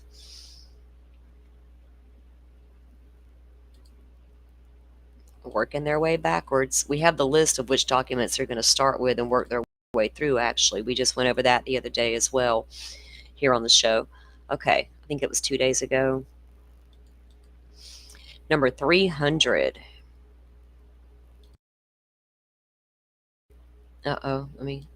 Okay. I have electronically attached the digital text between myself and D and B.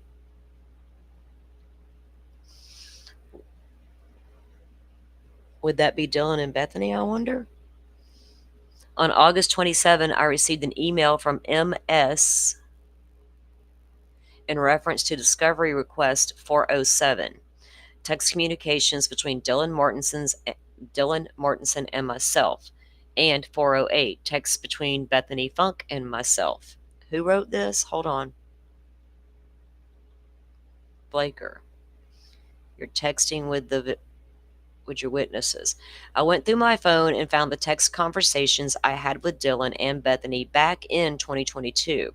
I took screenshots of the text and I have electronically attached them to this case. I've also sent digital copies to M for discovery purposes. Well, I don't blame her for wanting that. It would be interesting to read those texts. My God.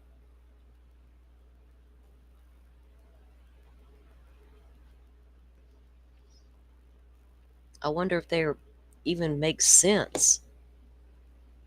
I don't know. That's interesting information. Anne wanted that as well. So, yet another discovery. So she's like, oh, wait, I've stumbled on this. Now I need more information on this. That's normally how it works.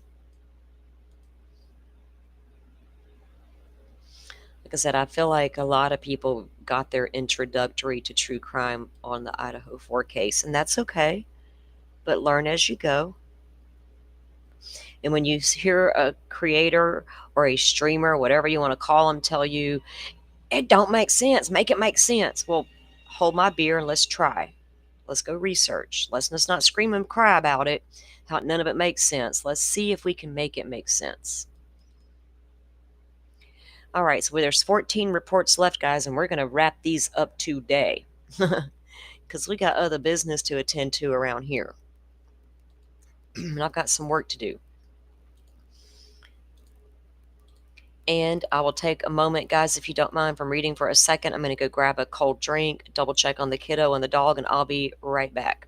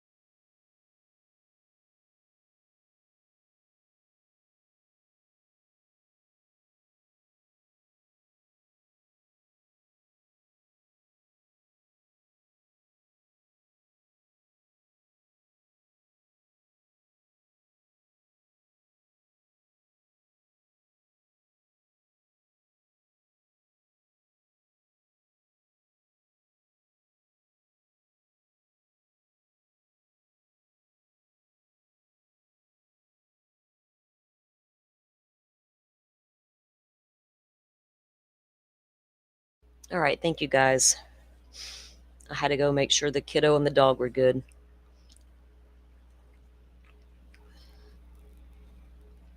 SJ Discord.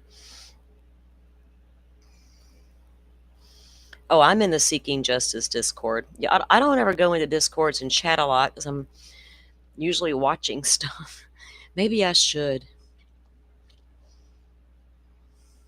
Okay, so this is number 301. On August 24th, or August 21st, rather, 2024, I received an email from Deputy Prosecutor Ashley Jennings containing a link to a recent inmate transport wherein one inmate mentioned Kohberger. I accessed the secure link and watched the video. The inmate, and they redacted his name, was being transported to southern Idaho and was talking to a female inmate. Her name has been redacted. During their conversation, redacted stated he was housed in max security, to which she replies, "Oh, you were in there with Kohberger." Redacted stated he was. Redacted asked, "How is he?" She said, and then the guy says, or redacted stated, "A fucking weirdo." Redacted continued to say if he wasn't worried about further legal repercussions, he would have physically assaulted Kohberger. Redacted then asked Redacted if Kohberger did it, referencing the homicides. Redacted affirmed this statement and added he had pretty good judgment of people and that his Kohberger's eyes tell a story. This was the extent of their conversation about Kohberger. Based off the limited information conveyed by Redacted and the fact that he did not mention speaking to Kohberger about the homicides, there will be no further follow-up conducted with Redacted. But Redacted claims he was in Max with Kohberger and he would like to whip that dude's butt. And his eyes tell a story, the guy says. I wonder if he was telling that girl the truth.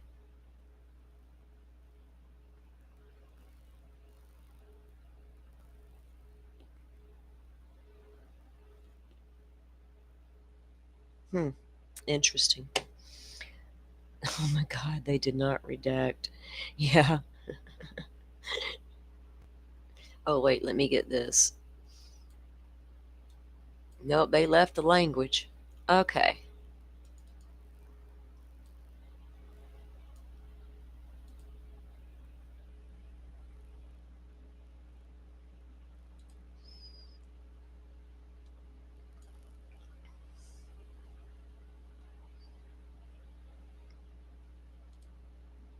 Okay, here it comes.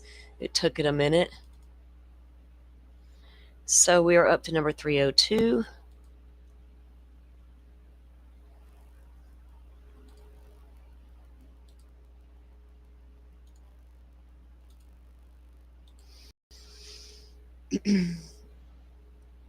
Written by Payne. On Tuesday, August 27, 2024, I received an additional email from KB, the public records officer at Pullman Police Department, stating they located additional communications referencing Kohberger. The email containing the secure link also stated the public records request was complete and would be closed once I accessed the information. I accessed Pullman PD's public record database and downloaded the included files. These files appeared to be almost entirely public records request. Yeah, we got that as well. And media inquiries. Yep. I downloaded the files to a CD, which I booked into the Moscow Police Department. And that's that big dump we got from Washington. It's just a bunch of crap. And they put the videos in there of the case from 2021 where the girl had somebody break in with a knife. I don't even have a reason to show those videos because they don't have nothing to do with this case. But they're in the case file because they looked into it. But it was a whole year before Kohberger ever came to the state of Washington. And I don't feel like I need to put those videos of those girls all over the internet. I mean, I could if y'all wanted to see them, but they don't even pertain to the case. And that's what all was in that request. And in that Washington file, you get like 600 and something media requests you got to scroll through. There was really nothing in those documents.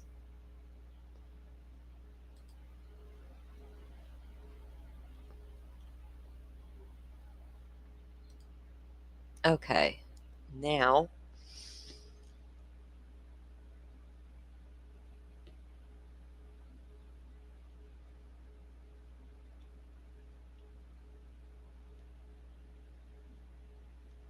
Number 303 is what we need.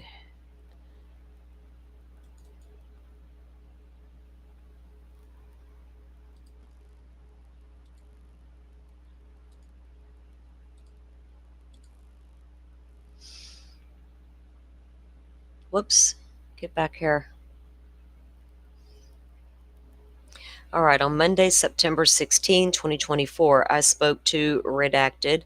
Redacted was an inmate at the Latah County Jail. Okay. At the time he had been housed next to Kohberger since August of 2024. So this guy comes on scene in August. Kohberger was arrested back in December of August of 2024 until Kohberger's transport to Ada County on September 15th of 2024. I was made aware by Detective Vargas that Redacted spoke about Kohberger while on a phone call with his mother. They're listening to the jail phone calls, and this inmate talking to his mom about Brian Kohberger. I responded to the Latah County Jail and spoke to Redacted. I began asking him what he thought of Kohberger having to live next to him. Redacted told me Kohberger was highly intelligent and polite for the most part. Redacted told me Kohberger would often question him about his past criminal offenses and why he was in the maximum security wing of the jail. Can't turn off that part of your brain, can you, dude? I asked Redacted what he thought of Kohberger's intelligence. Redacted stated Kohberger was the smartest person he had encountered while in confinement. Well, probably. Kohberger told me Kohberger quickly became annoying. Redacted told me Kohberger quickly became annoying because of some of his habits. He said that Kohberger would wash his hands dozens of times each day. He is not going to like prison. It's going to feel so dirty. So he's over there washing his hands. He told me Kohberger would wash his hands dozens of times each day and would spend 45 minutes to an hour in the shower. I don't even want to think about what was going on in that shower. I asked Redacted if Kohberger slept at night. He told me Kohberger would be awake almost all night and would only take a nap during the day. Man, sleep deprived big time. And you've been that way most of your life, right? It goes hand in hand with autoimmune disease. I don't sleep. I do now these days, but for years and years, I did not sleep. A couple hours here and there, and I was good to go. Redacted said he could hear Kohberger moving all around at night, which annoyed him. I asked Redacted if Kohberger ever lost his temper. He told me on one occasion Kohberger was video chatting with his mother, which Redacted said he did for hours each day. So for hours a day, Kohberger was video chatting and talking to mama. While Kohberger was watching sports, while Redacted was watching the sports. Redacted said, "You suck," to one of the players on the team, at which point Kohberger immediately got up and put his face to the bars and aggressively asked if Redacted was talking about him or his mother. Redacted said it was the only time Kohberger lost his temper. I asked Redacted if Kohberger had mentioned anything about the crimes that he was charged with. Redacted said Kohberger did not mention his alleged offense at all. Redacted also told me Kohberger was excited to move to Ada County. I wonder why. Redacted stated he had served time at Ada and noted he did not think Kohberger would like to be there. I'm saying he probably realized that once he got there, right, Redacted? Like, shit, I wish I'd have stayed in that tiny little Latah County jail. I got some weirdos around me now. These guys might hurt me. Would y'all believe this guy's story? Not all inmates will lie, right? Some will, some won't. It all depends. Interesting if it's true that it triggered him when he thought you were talking about, not so much him, I think it was the mom. You suck. You talking about me or my mama? If it's my mama, we got a problem.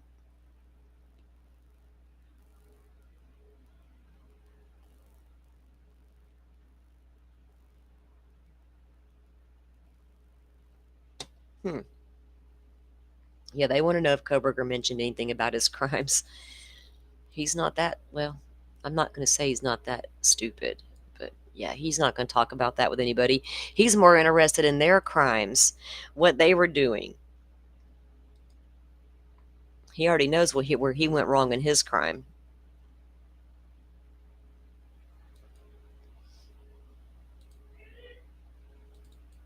Okay, we are up to number 304.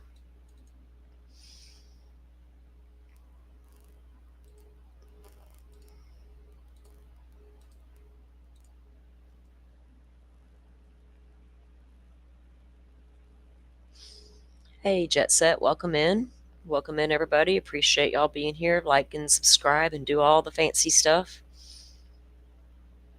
I appreciate it.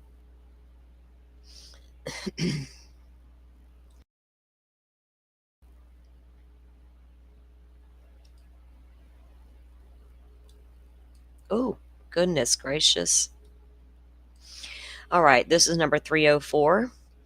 On Monday, September 16th, I received an email tip from the Latah County Prosecutor's Office. The tip contained an image of an Instagram account titled Redacted, which was taken from the Indian Cliffs area of Hayburn State Park. The photo is looking east over the lake with trees and mixed terrain in the forest and midground. The person who sent the tip, not the person who posted the image, circled an area of the image and wrote they thought it was a white vehicle parked in the trees. Upon review, it did not appear to be a vehicle parked. Oh my God.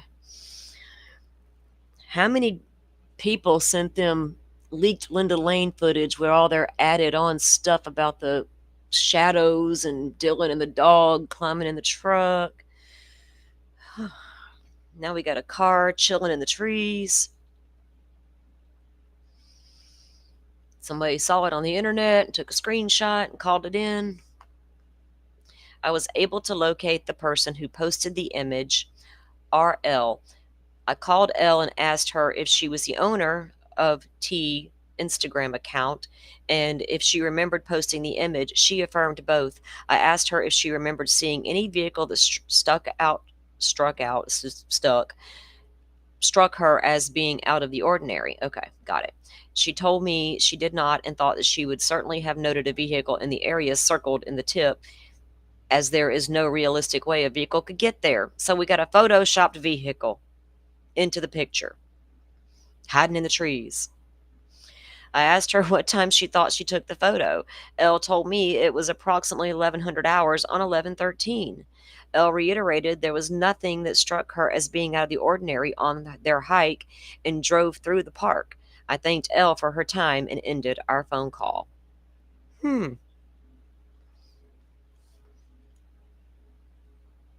Somebody gonna Photoshop a damn photo for real? Well, I mean, they did all over this case. I'm not going to say they didn't, because they absolutely did. There's a whole ass fake video out there of the murders, but people were sending that shit to the law enforcement. You know, Ann Taylor got all that stuff too. This is exculpatory. We need to mail it to Ann Taylor stat. I wonder what she did with all that. She got it in a shoebox, in a box, in a bigger box, or in a glove in a box, maybe. I don't know.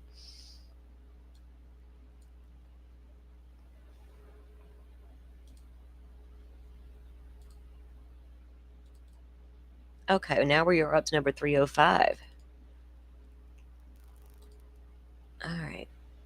Number 305. On Monday, November the 11th, 2024, I was notified via email from Sergeant Gunderson that a woman named HH had called the Whitcomb with information relating to the case. Didn't we hear about HH before? Is she the one with the bizarre FBI stuff? Let me see. More specifically, she alleged she could exonerate Kohberger. H hung up with dispatch prior to them gathering her information. This is a different girl. This is the other girl. All call notes were as follows. Caller is advising that she is trying to reach the attorney for Brian Kohberger. She calls the police. Does she know what Google's for? Like, H hung up with dispatch prior to them gathering information. The call notes were as follows. Caller is advising that she's trying to reach the attorney for Brian Kohberger. She was a mandated reporter victim advocate. Oh goodness, as advocates, and is advising that she has information that would prove his innocence. She sent the attorney a letter on to reach someone that can confirm they are representing Kohberger, attorney, and Taylor law offices. I called H when I returned to duty November 14th, and I advised her of who I was and asked if she could relate the information she claimed to have. H told me she sent a letter to Ann Taylor's office with the information and would not disclose what she knew to me. I advised her that it was my obligation to learn of possible exculpatory evidence. She told me she had never met Kohberger or spoke to him, but she knew he was not the person who committed the murders. How'd she know that? I attempted to explain why it was important for me to know the information she had, but H would only tell me to do a FOIA request so you can learn my maiden name. A FOIA request for your maiden name, honey? They don't need to do that. She also stated if I did so, the FBI would immediately contact me. I asked her if she had contacted the FBI, to which she replied she had not, but they would know as soon as I searched her name. H then said she did not want any further involvement and hung up. Based off H's inability or unwillingness to offer any information to be substantiated or investigated, further info is no further avenue is to proceed. Wow. How come the people who seem to know Kohberger didn't do it couldn't provide any proof or really want to talk to anybody? Just your gut told you he didn't do it. A stream you watched made you think he didn't do it. I'm all down for looking at both sides and examining a case, right? Until we get there. But you went in on one of those all-in channels, didn't you, baby? Okay, go do you, boo. Go do you. All right, let's move on to number 305. These people. Yes. I wonder if my restream is cooperating these days. I mean, oh, I have things too tiny. Look, it's letting me do it now. Yay, I can now highlight stuff again. They worked out whatever their little bug was. It must have been sick for a few days.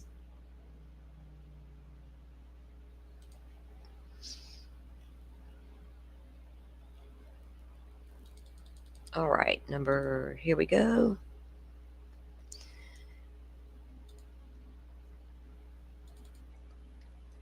Number 305. No, I think we're at 306.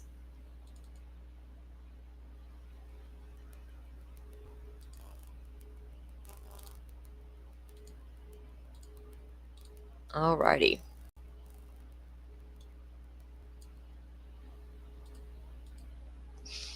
So this is number 306. Yeah, I don't think Brian's sisters care. I mean, they know their brother. They know all the weirdness from all his life, right? You know your siblings. Most people do.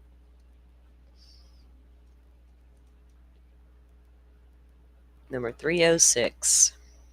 On December 5th, 2024, I was made aware of a tip reported during this investigation. I'm looking at the date because December 5th, 2024. Okay. The tip contained a screenshot of a thread of comments on an Instagram post. The user Redacted had posted about progress pictures for weightlifting. A person by the name of Redacted posted a response that stated, "Why did you kill those kids?" To which Redacted responded by saying, "For fun." I searched this Instagram profile and could not locate the post in question, nor the comments associated. I called S on Monday, December 9th, 2024, and asked him about the post. He said a redacted account was not his. S stated he only had one Instagram account under the username redacted and rarely used it. I was able to find this profile, which was private, and the profile photo appeared to be more closely resemble S than the redacted account. I also asked S if he ever lifted weights or posted about it.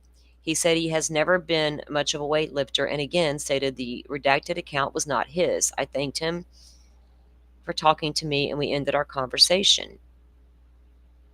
He's like, okay, it's not my account. So what, did somebody Photoshop some screenshots about the comment section somewhere?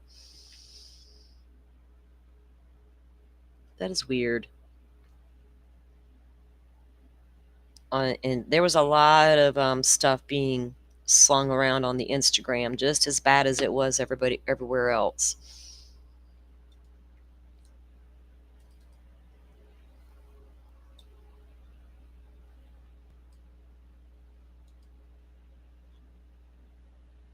Okay, let's see.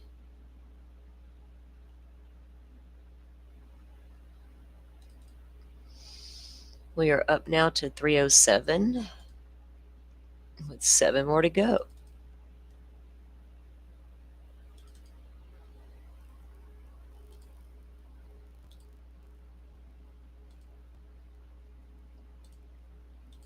All right.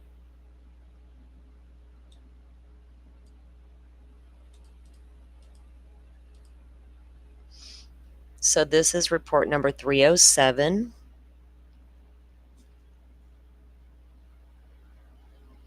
On Monday, December 9th at 2024, I spoke to Park Ranger DM, the Park Ranger for redacted. I asked him if he was the park ranger in 2022. He said he was. I asked him what was his normal routine was for the park. So this was after Kohberger's alibi was produced. I was riding around at Wawawee Park stargazing and such. Can we assume this is the park manager from Wawawee? He told me he would check the park numerous times a day during the summer camping season, but the frequency of checking the park would decrease as the fall season proceeded and there were fewer visitors. I asked M if he remembered seeing anything suspicious around the time of the homicides. M told me he lives on site at redacted and did not remember anything out of the ordinary. He told me he would close the gate most nights, but not always, and he would not lock the gate at night. So all the rumors and speculations for 2.5 years about that gate being unlocked or locked. Court TV rode out there. Cody went out there. The gate wasn't locked, but it was closed. This guy didn't always lock the gate, especially at night. I asked him if he ever saw any suspicious vehicles, to include a white Elantra. M said he did not. M also told me he did not remember any suspicious people in the area either. I asked M if there was anything about the time of the homicides he thought I should know. He told me there was not. M stated there were not security cameras or anything else that he could think of. Why wouldn't there be security cameras at the gate at least? So, they didn't have like. Well, I got to think about that because my state parks don't either. Not like that, and I'm surrounded by them.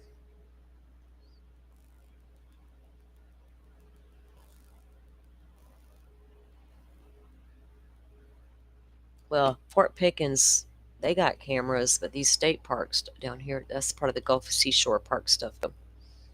State parks, I don't think they have cameras at their entrances. They might now. I actually haven't been down there in a while. I know the kids have been recently, but I haven't. All right. I know we got plenty of hiking trails and all kind of little paths and places to get lost on with no cameras, though. We are now up to number 308.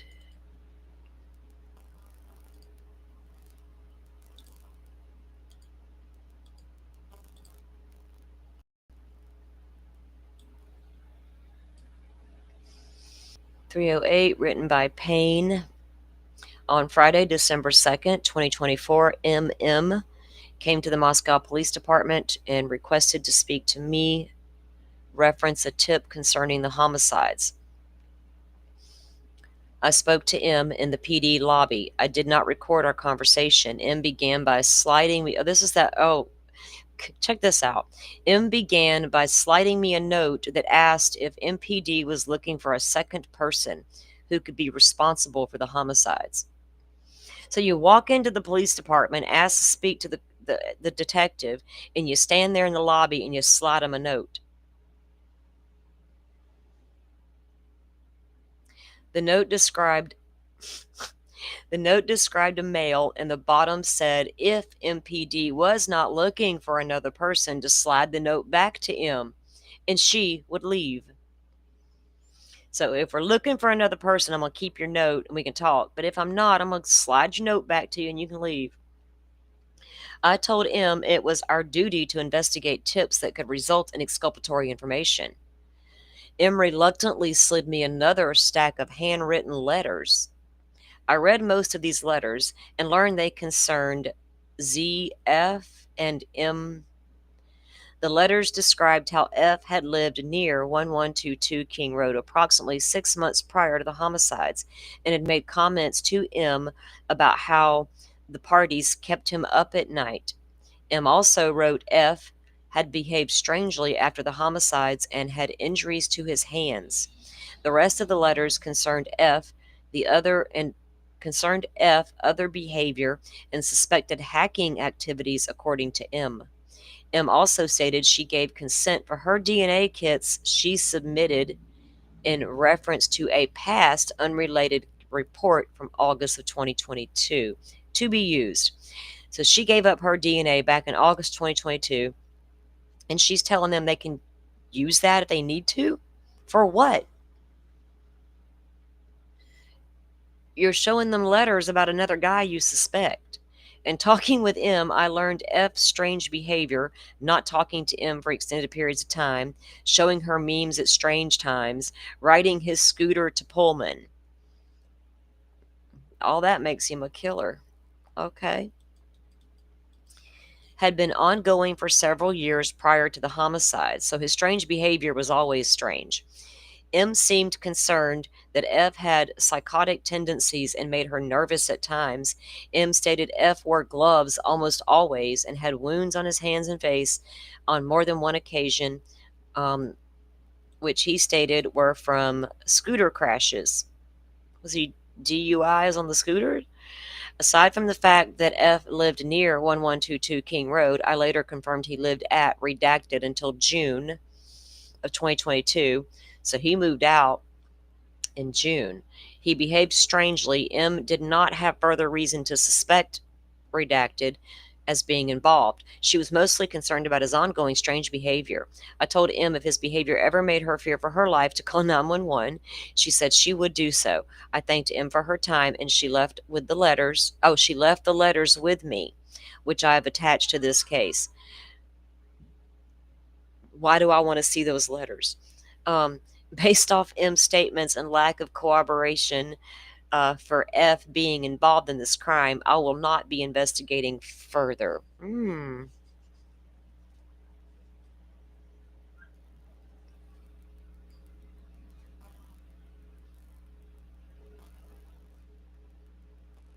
Okay, Jet, I see your comment.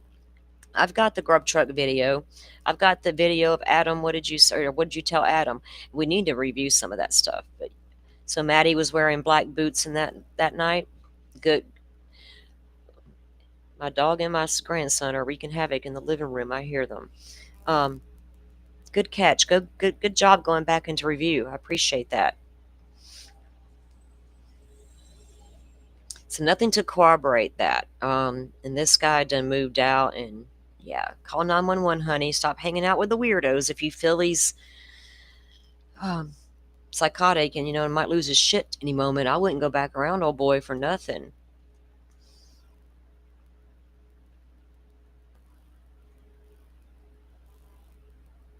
Talk about noticing red flags and taking action.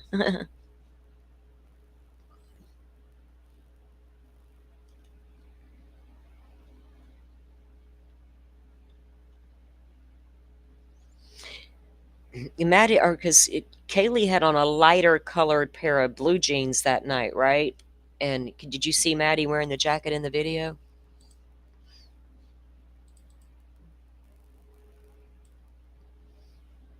And I think that Kaylee had on sneakers. I know she ordered carbonaro.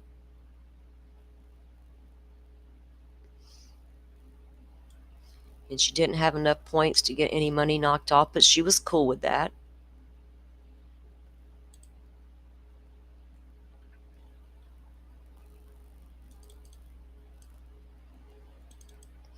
All right, let's get this doc pulled up and see what it has to say.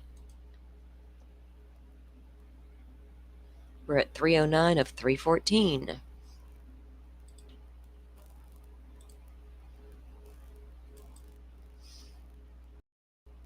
Okay.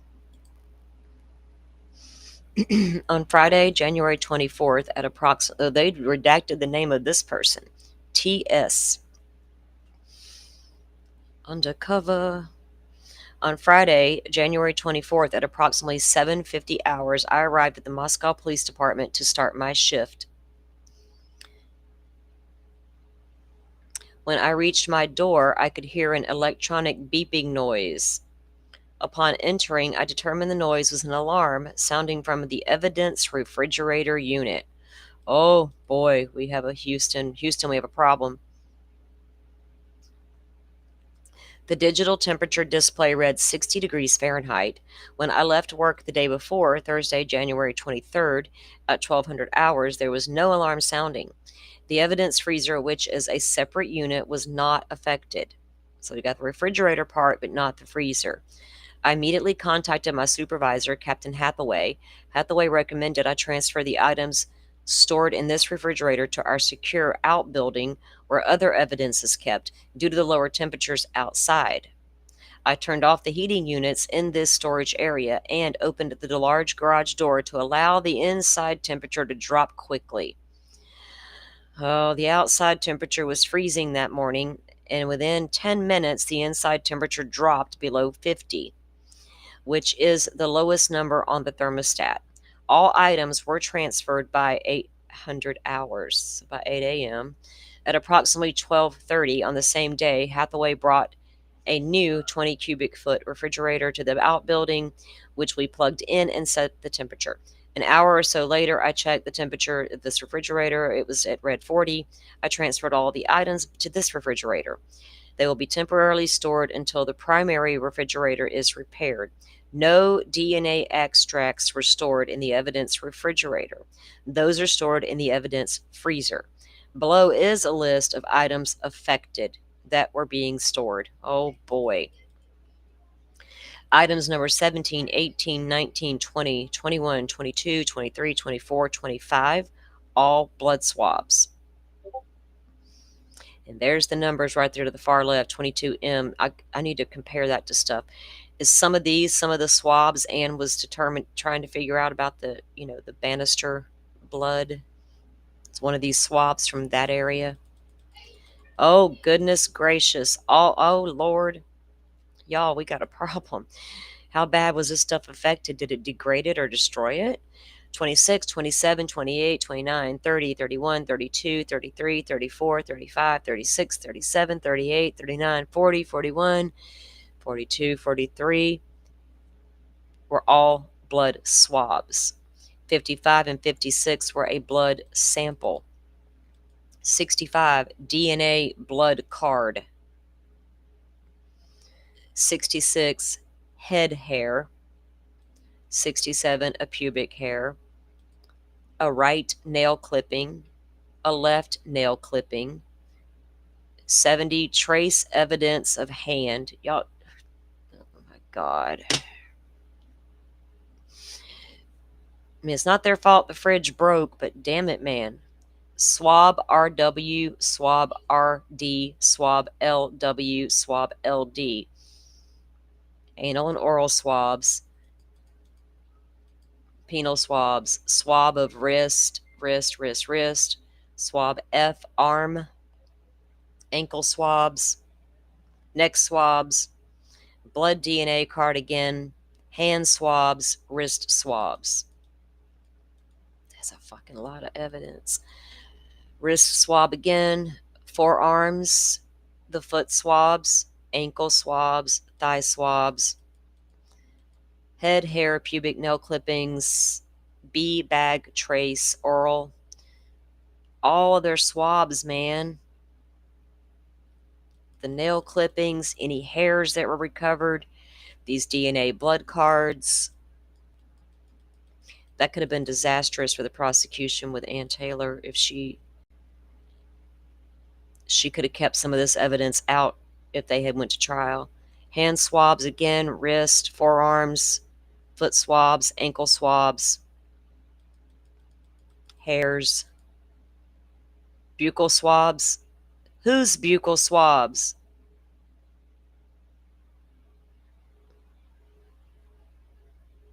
Were they destroyed? Oh, damn, the cigarette butt was in there. Apparent hairs. Were those the hairs you took out of Kohberger's apartment you couldn't identify yet as human or dog? Apparent hairs found. Cigarette butt, DNA swabs. So how can they say no DNA was kept in there, but you got your buccal swabs and your DNA swabs in there? Stain swabs, and there's a bunch of those. More DNA swabs, buccal swab, cigarette butt. Both of them. Blood swabs, buccals. Oh my God, all the people they took the damn buccal swabs from, and their names were all redacted. All of their swabs were in there. C, K, A, S, Y, C, J, D, R, G, E's, U's, B's, M's, A's, C, and D's, A, and A. I mean, you could retest them, but damn it, man. More hairs, tissue. Are we talking tissue samples or Kleenex? Tissues, two tissues, tissue, multiple hairs, lint and hair, band-aids, straw, earplugs, lollipop sticks, nail clipper, earplugs, used napkins, flossers, used Q-tips, straw, flossers, Q-tips, lollipop stick, popsicle stick, animal hair, shower hair, drain hair. They did check the drains. Computer hair, hair from the computer. Pillow hair, counter swab, pillow swab, PSP suspect swab. Swabs, swab S1, S2, S3. Buccal swab of Kohberger. Dog hairs, more swabs from buccal swabs. Vehicle swabs. Yet we know y'all took that car apart in Pennsylvania and you flew it in pieces back to Idaho. You took the brake pedals, all of that's detailed. So all those swabs y'all took from that car were in this storage unit. Vehicle swabs, swab, pedal swab, gear swab, radio, dial swab, release swab, seatbelt swab, bone swab. So was there a chance that if you did have a speck of trace evidence in that car, y'all might have destroyed what little bit you had? Yikes.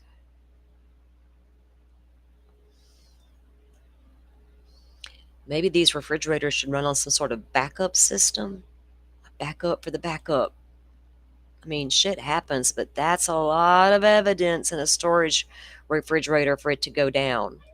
And did it damage any of those samples to the point that they can't be used or tested or things of that nature?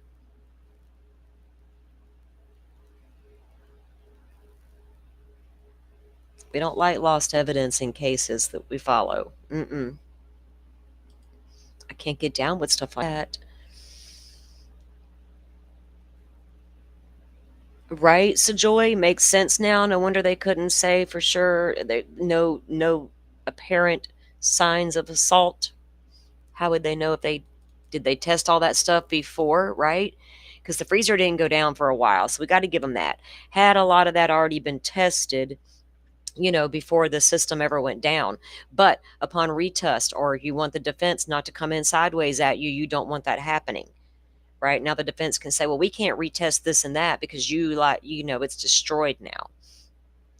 But it wasn't such a big deal. It was going to help Ann, because I do feel like a lot of that was tested beforehand, obviously. But Yeah, we don't need lost evidence, do we? We don't appreciate that. We can't accept it in one case and when we don't accept it in others. That's where I don't get wishy-washy. My thought process remains the same on all of it. So maybe they need to look at ways to make sure that kind of stuff doesn't happen going forward. You never know when you're going to get another high-profile murder case in your little town. That's risky business to take when you got to go to trial with a death penalty case or any case for that matter.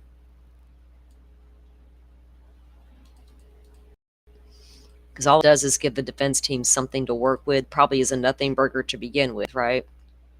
Oh my goodness, they're hooked on them vitamins that Kohberger had. I'm not even trying to try them. I'm afraid of that. Okay, number 310. Remember, guys, we read they found the vitamin supplements in the trunk of his car when they searched it in Pennsylvania. Vitamin supplement seized from Kohberger vehicle.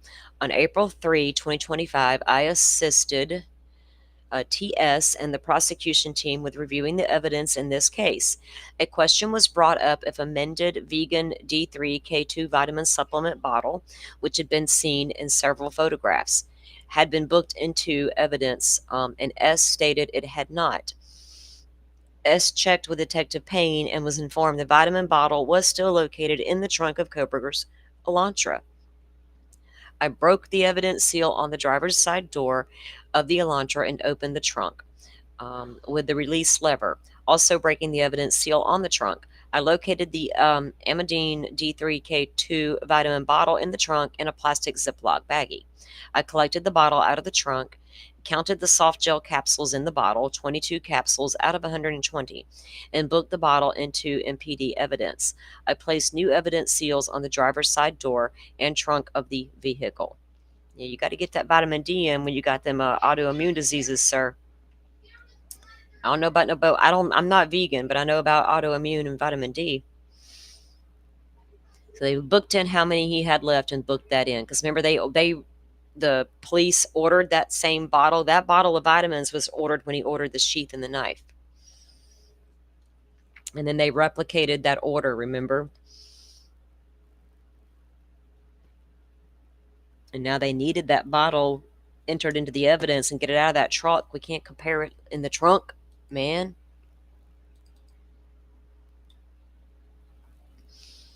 It's weird that it got left in the trunk, though. Taking the car apart piece by piece and shipping it, but we're going to leave these vitamins in the trunk. Alrighty.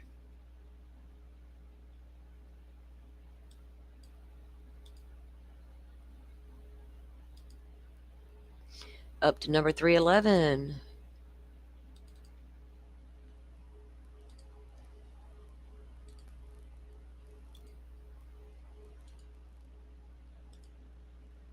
All right.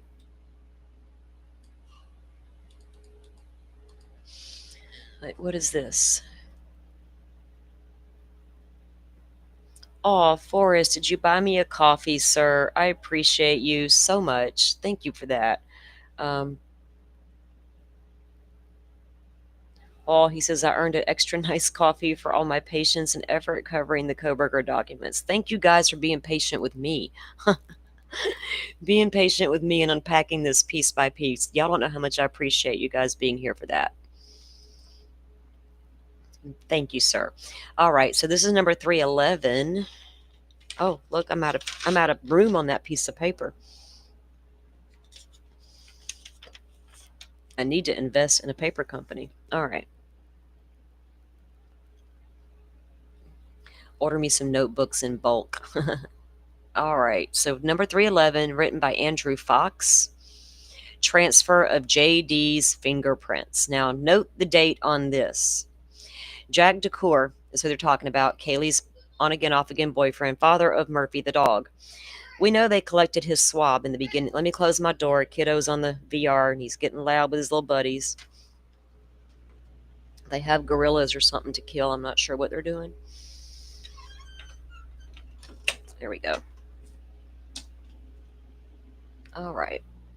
So they got Jack's swab early on. They got Jack's phone, downloaded everything, interviewed Jack immediately, all this stuff. Remember when Anne come in about her alternate perpetrator suspects, and was going to have a hearing and file the documents and all that, and the judge was like, well, there's not really a lot here to see, ma'am. How do you get there that they're alternate suspects? Around this time frame, this occurred right here. Let's see. All right.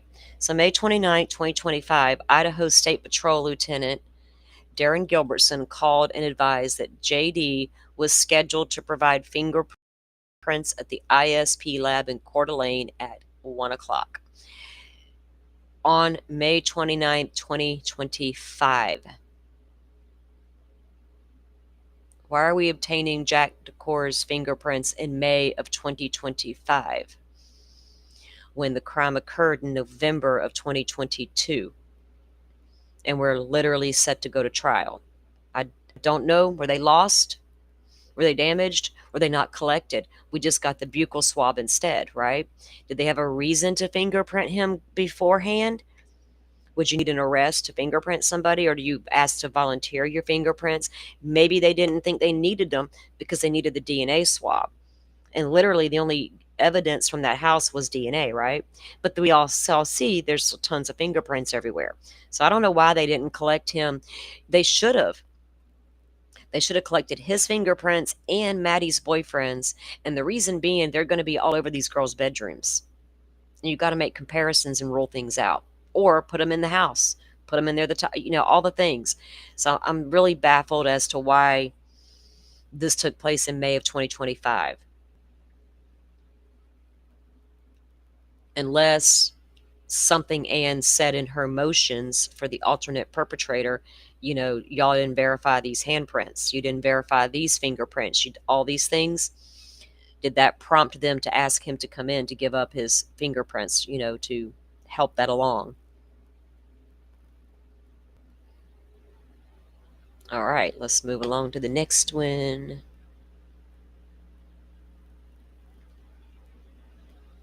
Uh-oh, Miss Ma'am. Yes, ma'am, Miss Maddie's room. So Dolphin is also agreeing the door open with, and the photo that Jet was referencing a while ago with the black shoes in the floor, that is Maddie's room. And it looks like it because of the way the bed is sitting. Yeah. Thank you guys for weighing in and helping me out with that, because I was like, that, yeah. Thank you. Thank you so much. I got that on a message. That's how I seen that. I was just looking through my messages real quick to make sure I didn't miss anything. And I noticed that. All right, guys, let's get this one out of the way. May 29, 2025, Idaho State Patrol Lieutenant Darren Gilbertson called and advised that JD was scheduled to... Oh, we already read this one. I got to pull it down and pull up the other one. 312 is where we're headed now.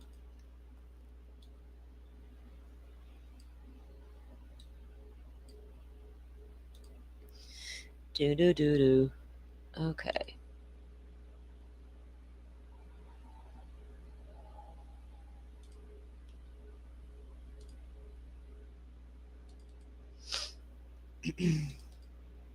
And then we have 2 more to review, guys.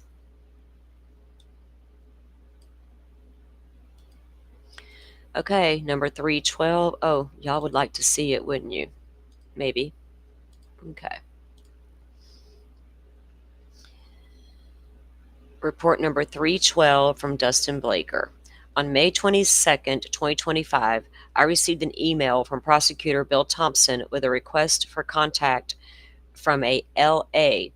L wanted to report her daughter, E.A., and one of her friends, A.N., saw photos of them on the Dateline from the latest special in reference to the Moscow murders. Emily's mama?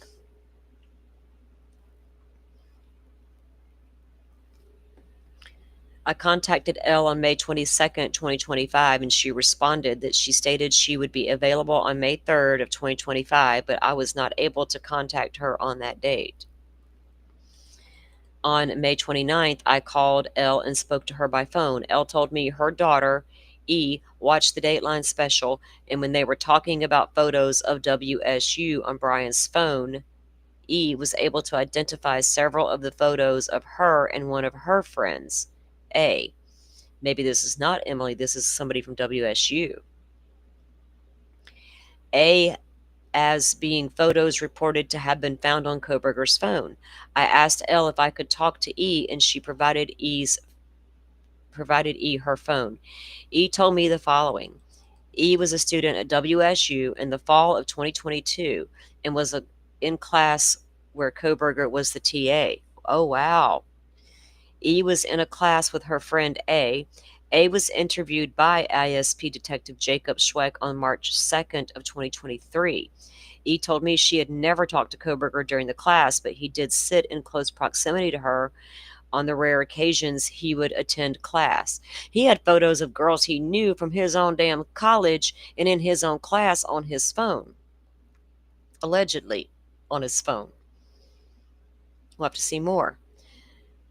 According to Dateline, he did from a digital download of Kohberger's browser history. Who provided that digital download?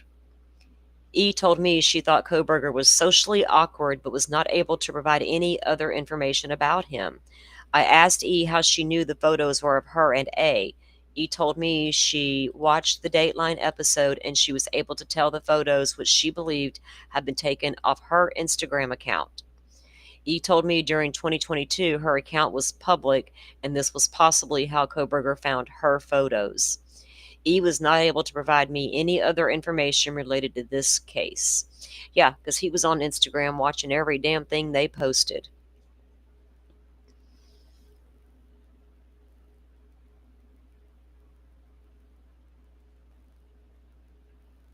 So was he going around to their Instagrams just snatching their pictures to his phone and saving them to gawk out at night? I mean, while he's riding around at night, was he staring at photos on his phone? Going which one's the most viable target? I don't freaking know. You obsessed with all the pretty girls? They represent something to you, buddy? Everything you disdain in life? All the pretty girls that won't talk to you.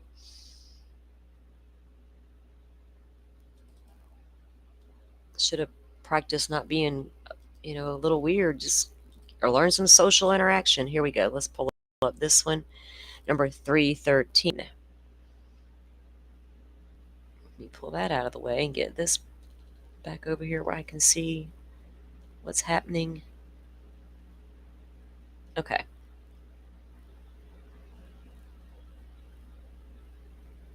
Messages. Creeper. Such a creeper. All right. And this is report 213.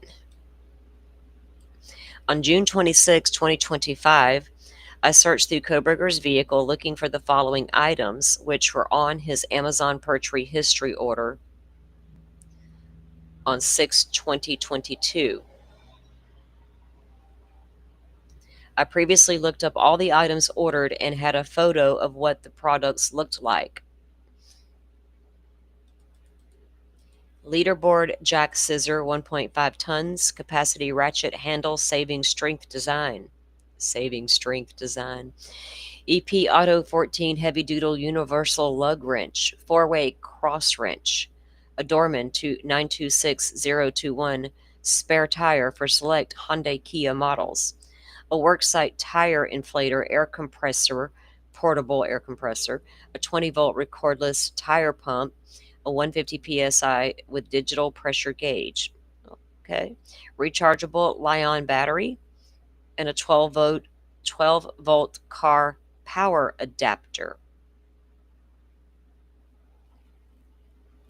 Interesting purchases, Kohberger.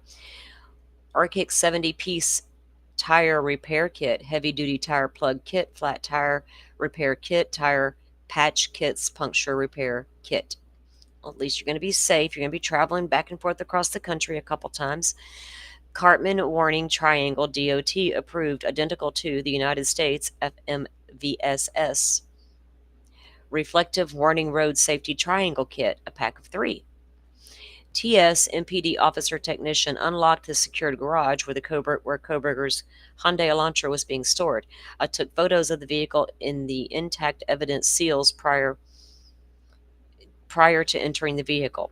I opened the driver's side door and opened the trunk using the trunk release lever, breaking both driver's sides door and trunk evidence seals. I took photos of the trunk and the items in the trunk. I removed all the items from the trunk, from inside the trunk. I located the following items in the trunk which matched the Amazon purchase items and took photos: the tire kit, the triangle DOT warnings, the no brand scissor jack, the brand new spare tire, which did not have a brand name, but they got the barcode and all the things. I love me some tires. I searched the internet for this item and was directed to partsgeek.com. Dorman spare tires. They went to identify the tire. I did not find the following items in the trunk: the capacity ratchet handle saving strength design, the EP Auto 14 heavy duty universal lug wrench, 4-way cross wrench, the worksite tire inflator air compressor. I placed all the items I'd removed from the trunk with the exception of the scissor jack, the warning triangles, and the tire repair kit back into the car. I closed the trunk and the driver's side door and placed the evidence seals on both. I took photos of the vehicle and the evidence. I booked the items removed from Kohberger's trunk into the MPD evidence. S and I looked through the evidence, which had already been removed from Kohberger's vehicle when the first search in Pennsylvania, and located the following: the ratchet, the universal lug wrench. I opened item 23M0207 looking for one of the above items and did not locate either. I resealed the item. The one Amazon purchased item which was not located in Kohberger's vehicle was the worksite tire inflator compressor, cordless tire pump 150, and the digital pressure gauge, the rechargeable battery, and the car power adapter. And I think the Amazon stuff showed that he purchased that stuff before headed to PA, or from PA to Washington the first time. Which, if you're going to go on a cross-country drive like that, you're certainly going to need some emergency stuff just in case. But where's the rest of it, dude? Okay, let me get this last document drawn up here.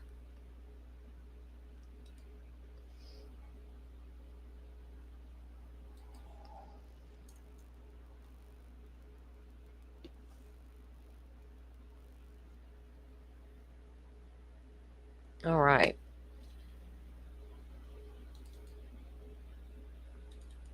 Number 314.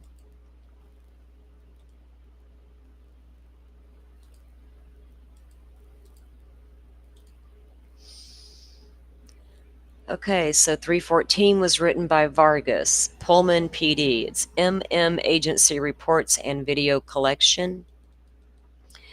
Pullman PD, on June 26, 2025, I reached out to Pullman PD Records Technician RR and requested any reports, charging documents, and all records involving MM, and the date of birth is redacted, from June 1, 2022 through May 31st of 2025.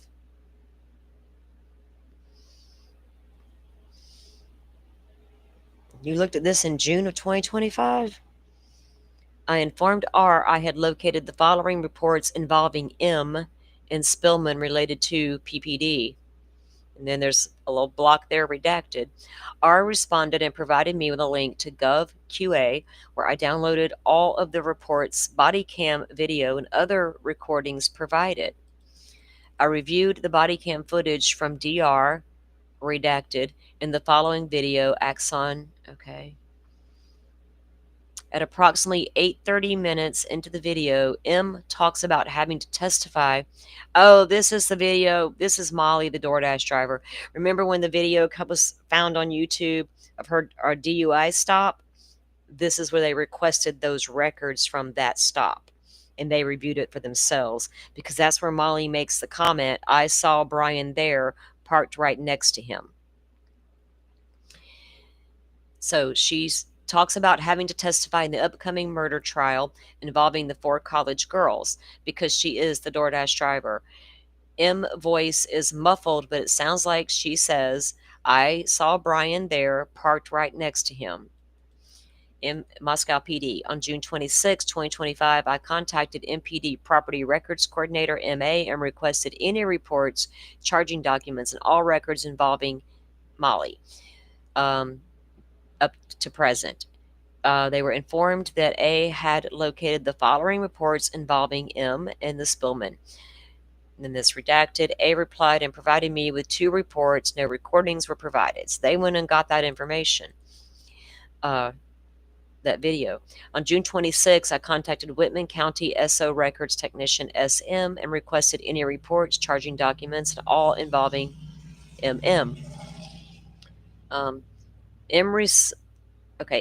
responded and provided me with copies of 4 reports, no recordings. I downloaded all the reports and the recordings into the DVD, all that stuff. So they've got whatever Molly's statements were in the beginning, of what she saw that night, parking around back, 15 minutes, saw a tan car with a guy with red hair. That's not Brian Kohberger's car. So I don't know what Molly was chit-chatting about over there in her little DUI stop. Hence the problem. Your 2 main witnesses that saw anything that night were possibly both intoxicated. So there you go. You don't make sense, Miss Molly. All right, guys, I have to take a quick little break, run to the restroom. I'll be right back.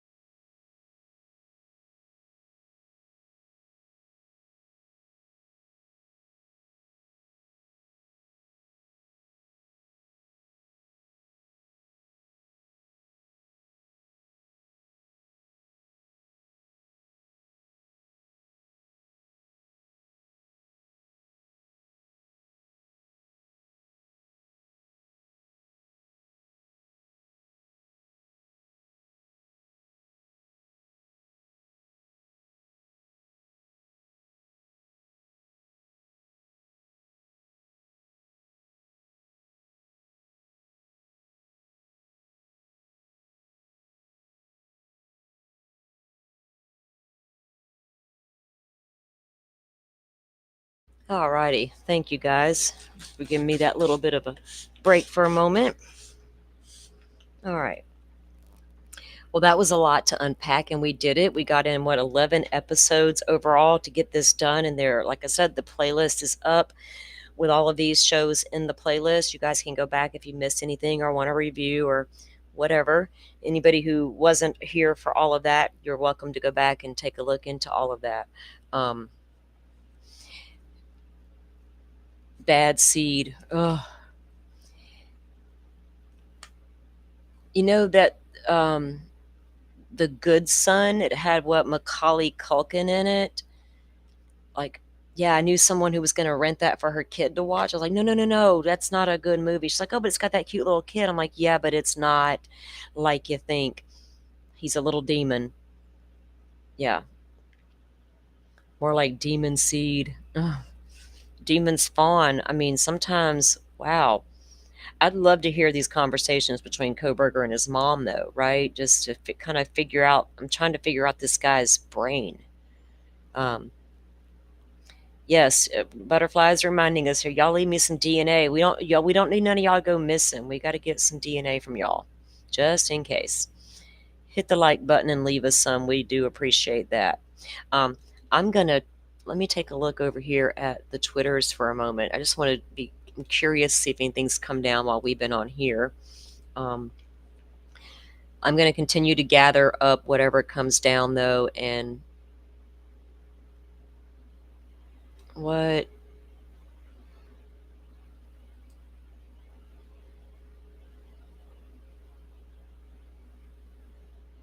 Oh, good Lord. First thing I would have to be forced to look at is Coffin Dapper. Well, I agree. Kay Woodcock has sounded off about the graphic crime scene photos. It is disgusting. Yes, ma'am. Honestly, from a crime scene point of view and being in true crime, I don't have a problem with seeing the bedrooms, but I don't need to see a body laying there. I won't be looking for gore and clicks and views and hooping and holler. It's for a whole different thing. Um, but everybody's going to go out there and do them. I just hope nobody posts such graphic things. But y'all know they will. They did it in Delphi just as well. Well, those were leaked before the case was up, but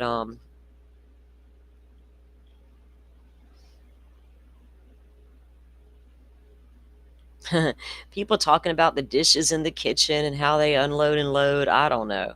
So we'll take a look at what all's coming down throughout the day, guys. So what do y'all think? Do y'all think that the MPD Moscow police did a pretty thorough investigation on their end? Sounds like a bulk of it was done by the FBI, though. Analyzing different things, analyzing photos and videos, and they had help with them interviewing. Now, I don't know what the FBI will release, right? I don't need to do a tour report. I'm not trying to go that far with them. But I don't know what they'll release, like preliminary reports and things of that nature. Or maybe some of that'll come out in supplemental reports based off the reports we've been reading, right? You never know.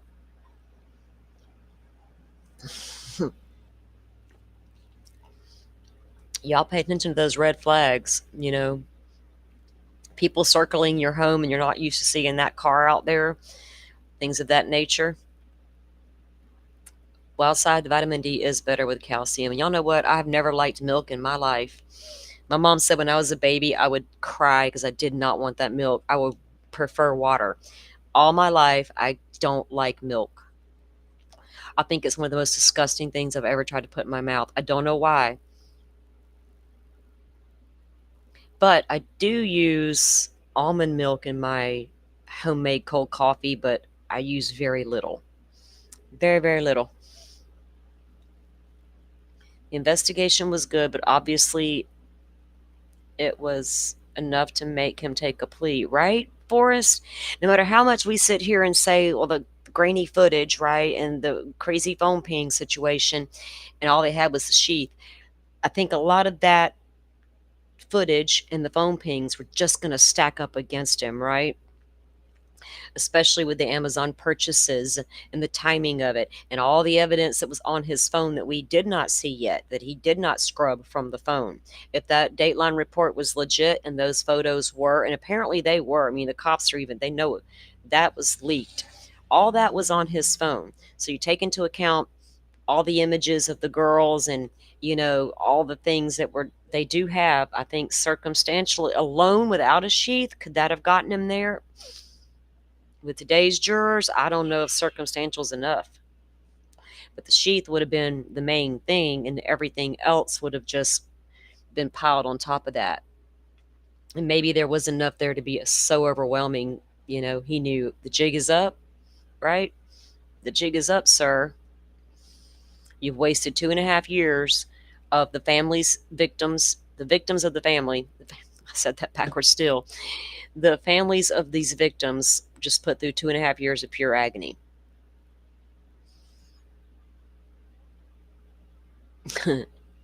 Yeah.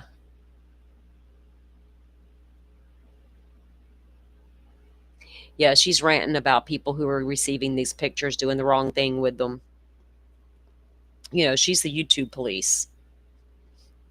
Ma'am, you couldn't fight your way out of a wet paper bag, but okay, you go do you, girl. It was funny back in the day. I'm going to say back in the day, 2 years ago, when Sarah would give her hell on the Twitter and call her out every single time. They got into a fight one time on the Twitter and went to throw up News Nation in the middle of it. We both signed a contract with News Nation. We're not supposed to do this on the social media. We're like, whoa, what are y'all saying? The next thing we know, News Nation's like, excuse us, ladies. We can't have y'all on the Twitter fighting with each other when you're both work for us as correspondents over here. Now, Sarah went and calmed herself down, and she's back on the News Nation now. But she stopped going after Coffin Dapper so hard. I kind of miss those days, though, because it was funny. Hey, Joshua Jackson, welcome in. Welcome in. No statements from his attorney.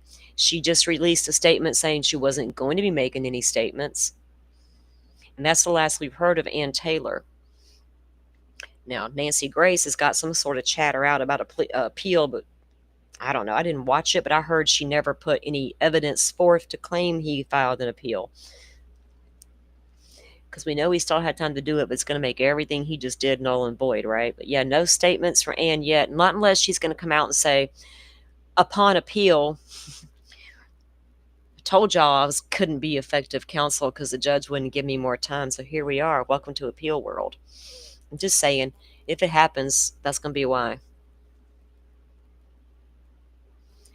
That would be why. So we are wrapped up this set of documents, guys. I do have some more work to do in the case. Obviously, we're going to be getting down stuff for weeks and weeks probably with this case.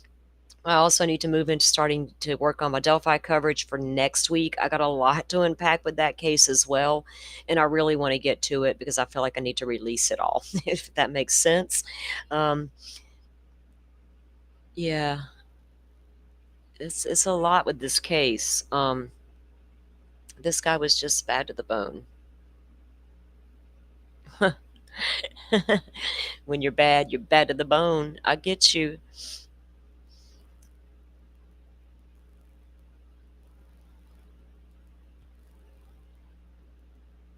Yeah, when y'all are out there floating around them YouTube streets, y'all know to be careful. You'll see all kinds of stuff out there, and take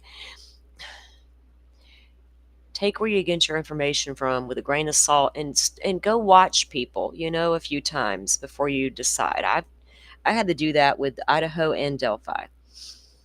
There was a handful of creators I would watch back in the day that I would no longer would even look at, and your credibility was shot. Same thing with Delphi. I only talk to a few people and watch a few things about that case anymore because I don't know if I can trust half of it. So, yeah, try to avoid all that mess at all costs. Sometimes you can't help it. You got to talk about the things sometimes. It's how you talk about them that matters. And the only thing in Delphi that matters to me is nothing to do with drama. He said, she said, you did. I don't care. I want to talk about evidence and lack of, and covering up and hiding and dancing in the dark. I don't have any desire to go after people and because they made a comment that I didn't agree with or whatever, and screenshotting your shit and trying to dox you and all that. Come at me. I got family members to protect. Delphi and Idaho are part of the reason you only see an avatar on my screen. By the way, for those of you who have always wondered why I don't show myself on screen, because I have a family and little kids in my family who do not have anything to do with this, what I'm doing right here. I've seen way too many people be doxxed in Idaho and Delphi simply for having a different opinion. And I won't put up with it. I won't even entertain it. I will put the case down and never look at it again. It will turn people off of the cases. It turned me off of Delphi for a hot minute. I wouldn't even touch it with a 10-foot pole until things calmed down and everybody got their shit together again. And then I came back. Yeah, it is. It's like that with all the cases, Josh. I just don't like participating in any of it. It doesn't get me anywhere, But shout out to you and all of our friends in the Delphi community who are out there doing amazing work. And I cannot say it enough. All Eyes, K-Sex, Criminality, everybody who's not hoarding documents and sharing them. We so appreciate those people. And they have given me a lot of work to do. Let me just say that, but I'm here for it. It's okay. Yeah. All right. Well, guys, with that said, I'm gonna wrap it up early today. I need to get the grandbaby chilled out and do a few things around here. He's going to his aunt's house tonight, so I'm gonna have him ready when his dad picks him up later. You guys have a great afternoon. You might see me back tonight, maybe. If I'm bored and like, where's my people? Y'all want to come talk? But it is Feral Friday, so I might be hanging out over there. We'll play it by ear. We'll see what happens over the weekend as well. I might come back over the weekend and bring us some things to stay caught up on the latest. So hopefully we can move into other things on Monday. All right, guys. Well, with that said, you guys go and have a great day. Thank you, everybody, for coming in and unpacking all of this with us. I hope that those of you who found us through this document unpack, that you like us enough to stick around and come back for other cases we follow and cover. So appreciate you guys. Have a good one. Be safe on the YouTube streets. They could be dangerous. Wear your caution vest and stuff. Thank you all for watching this here video.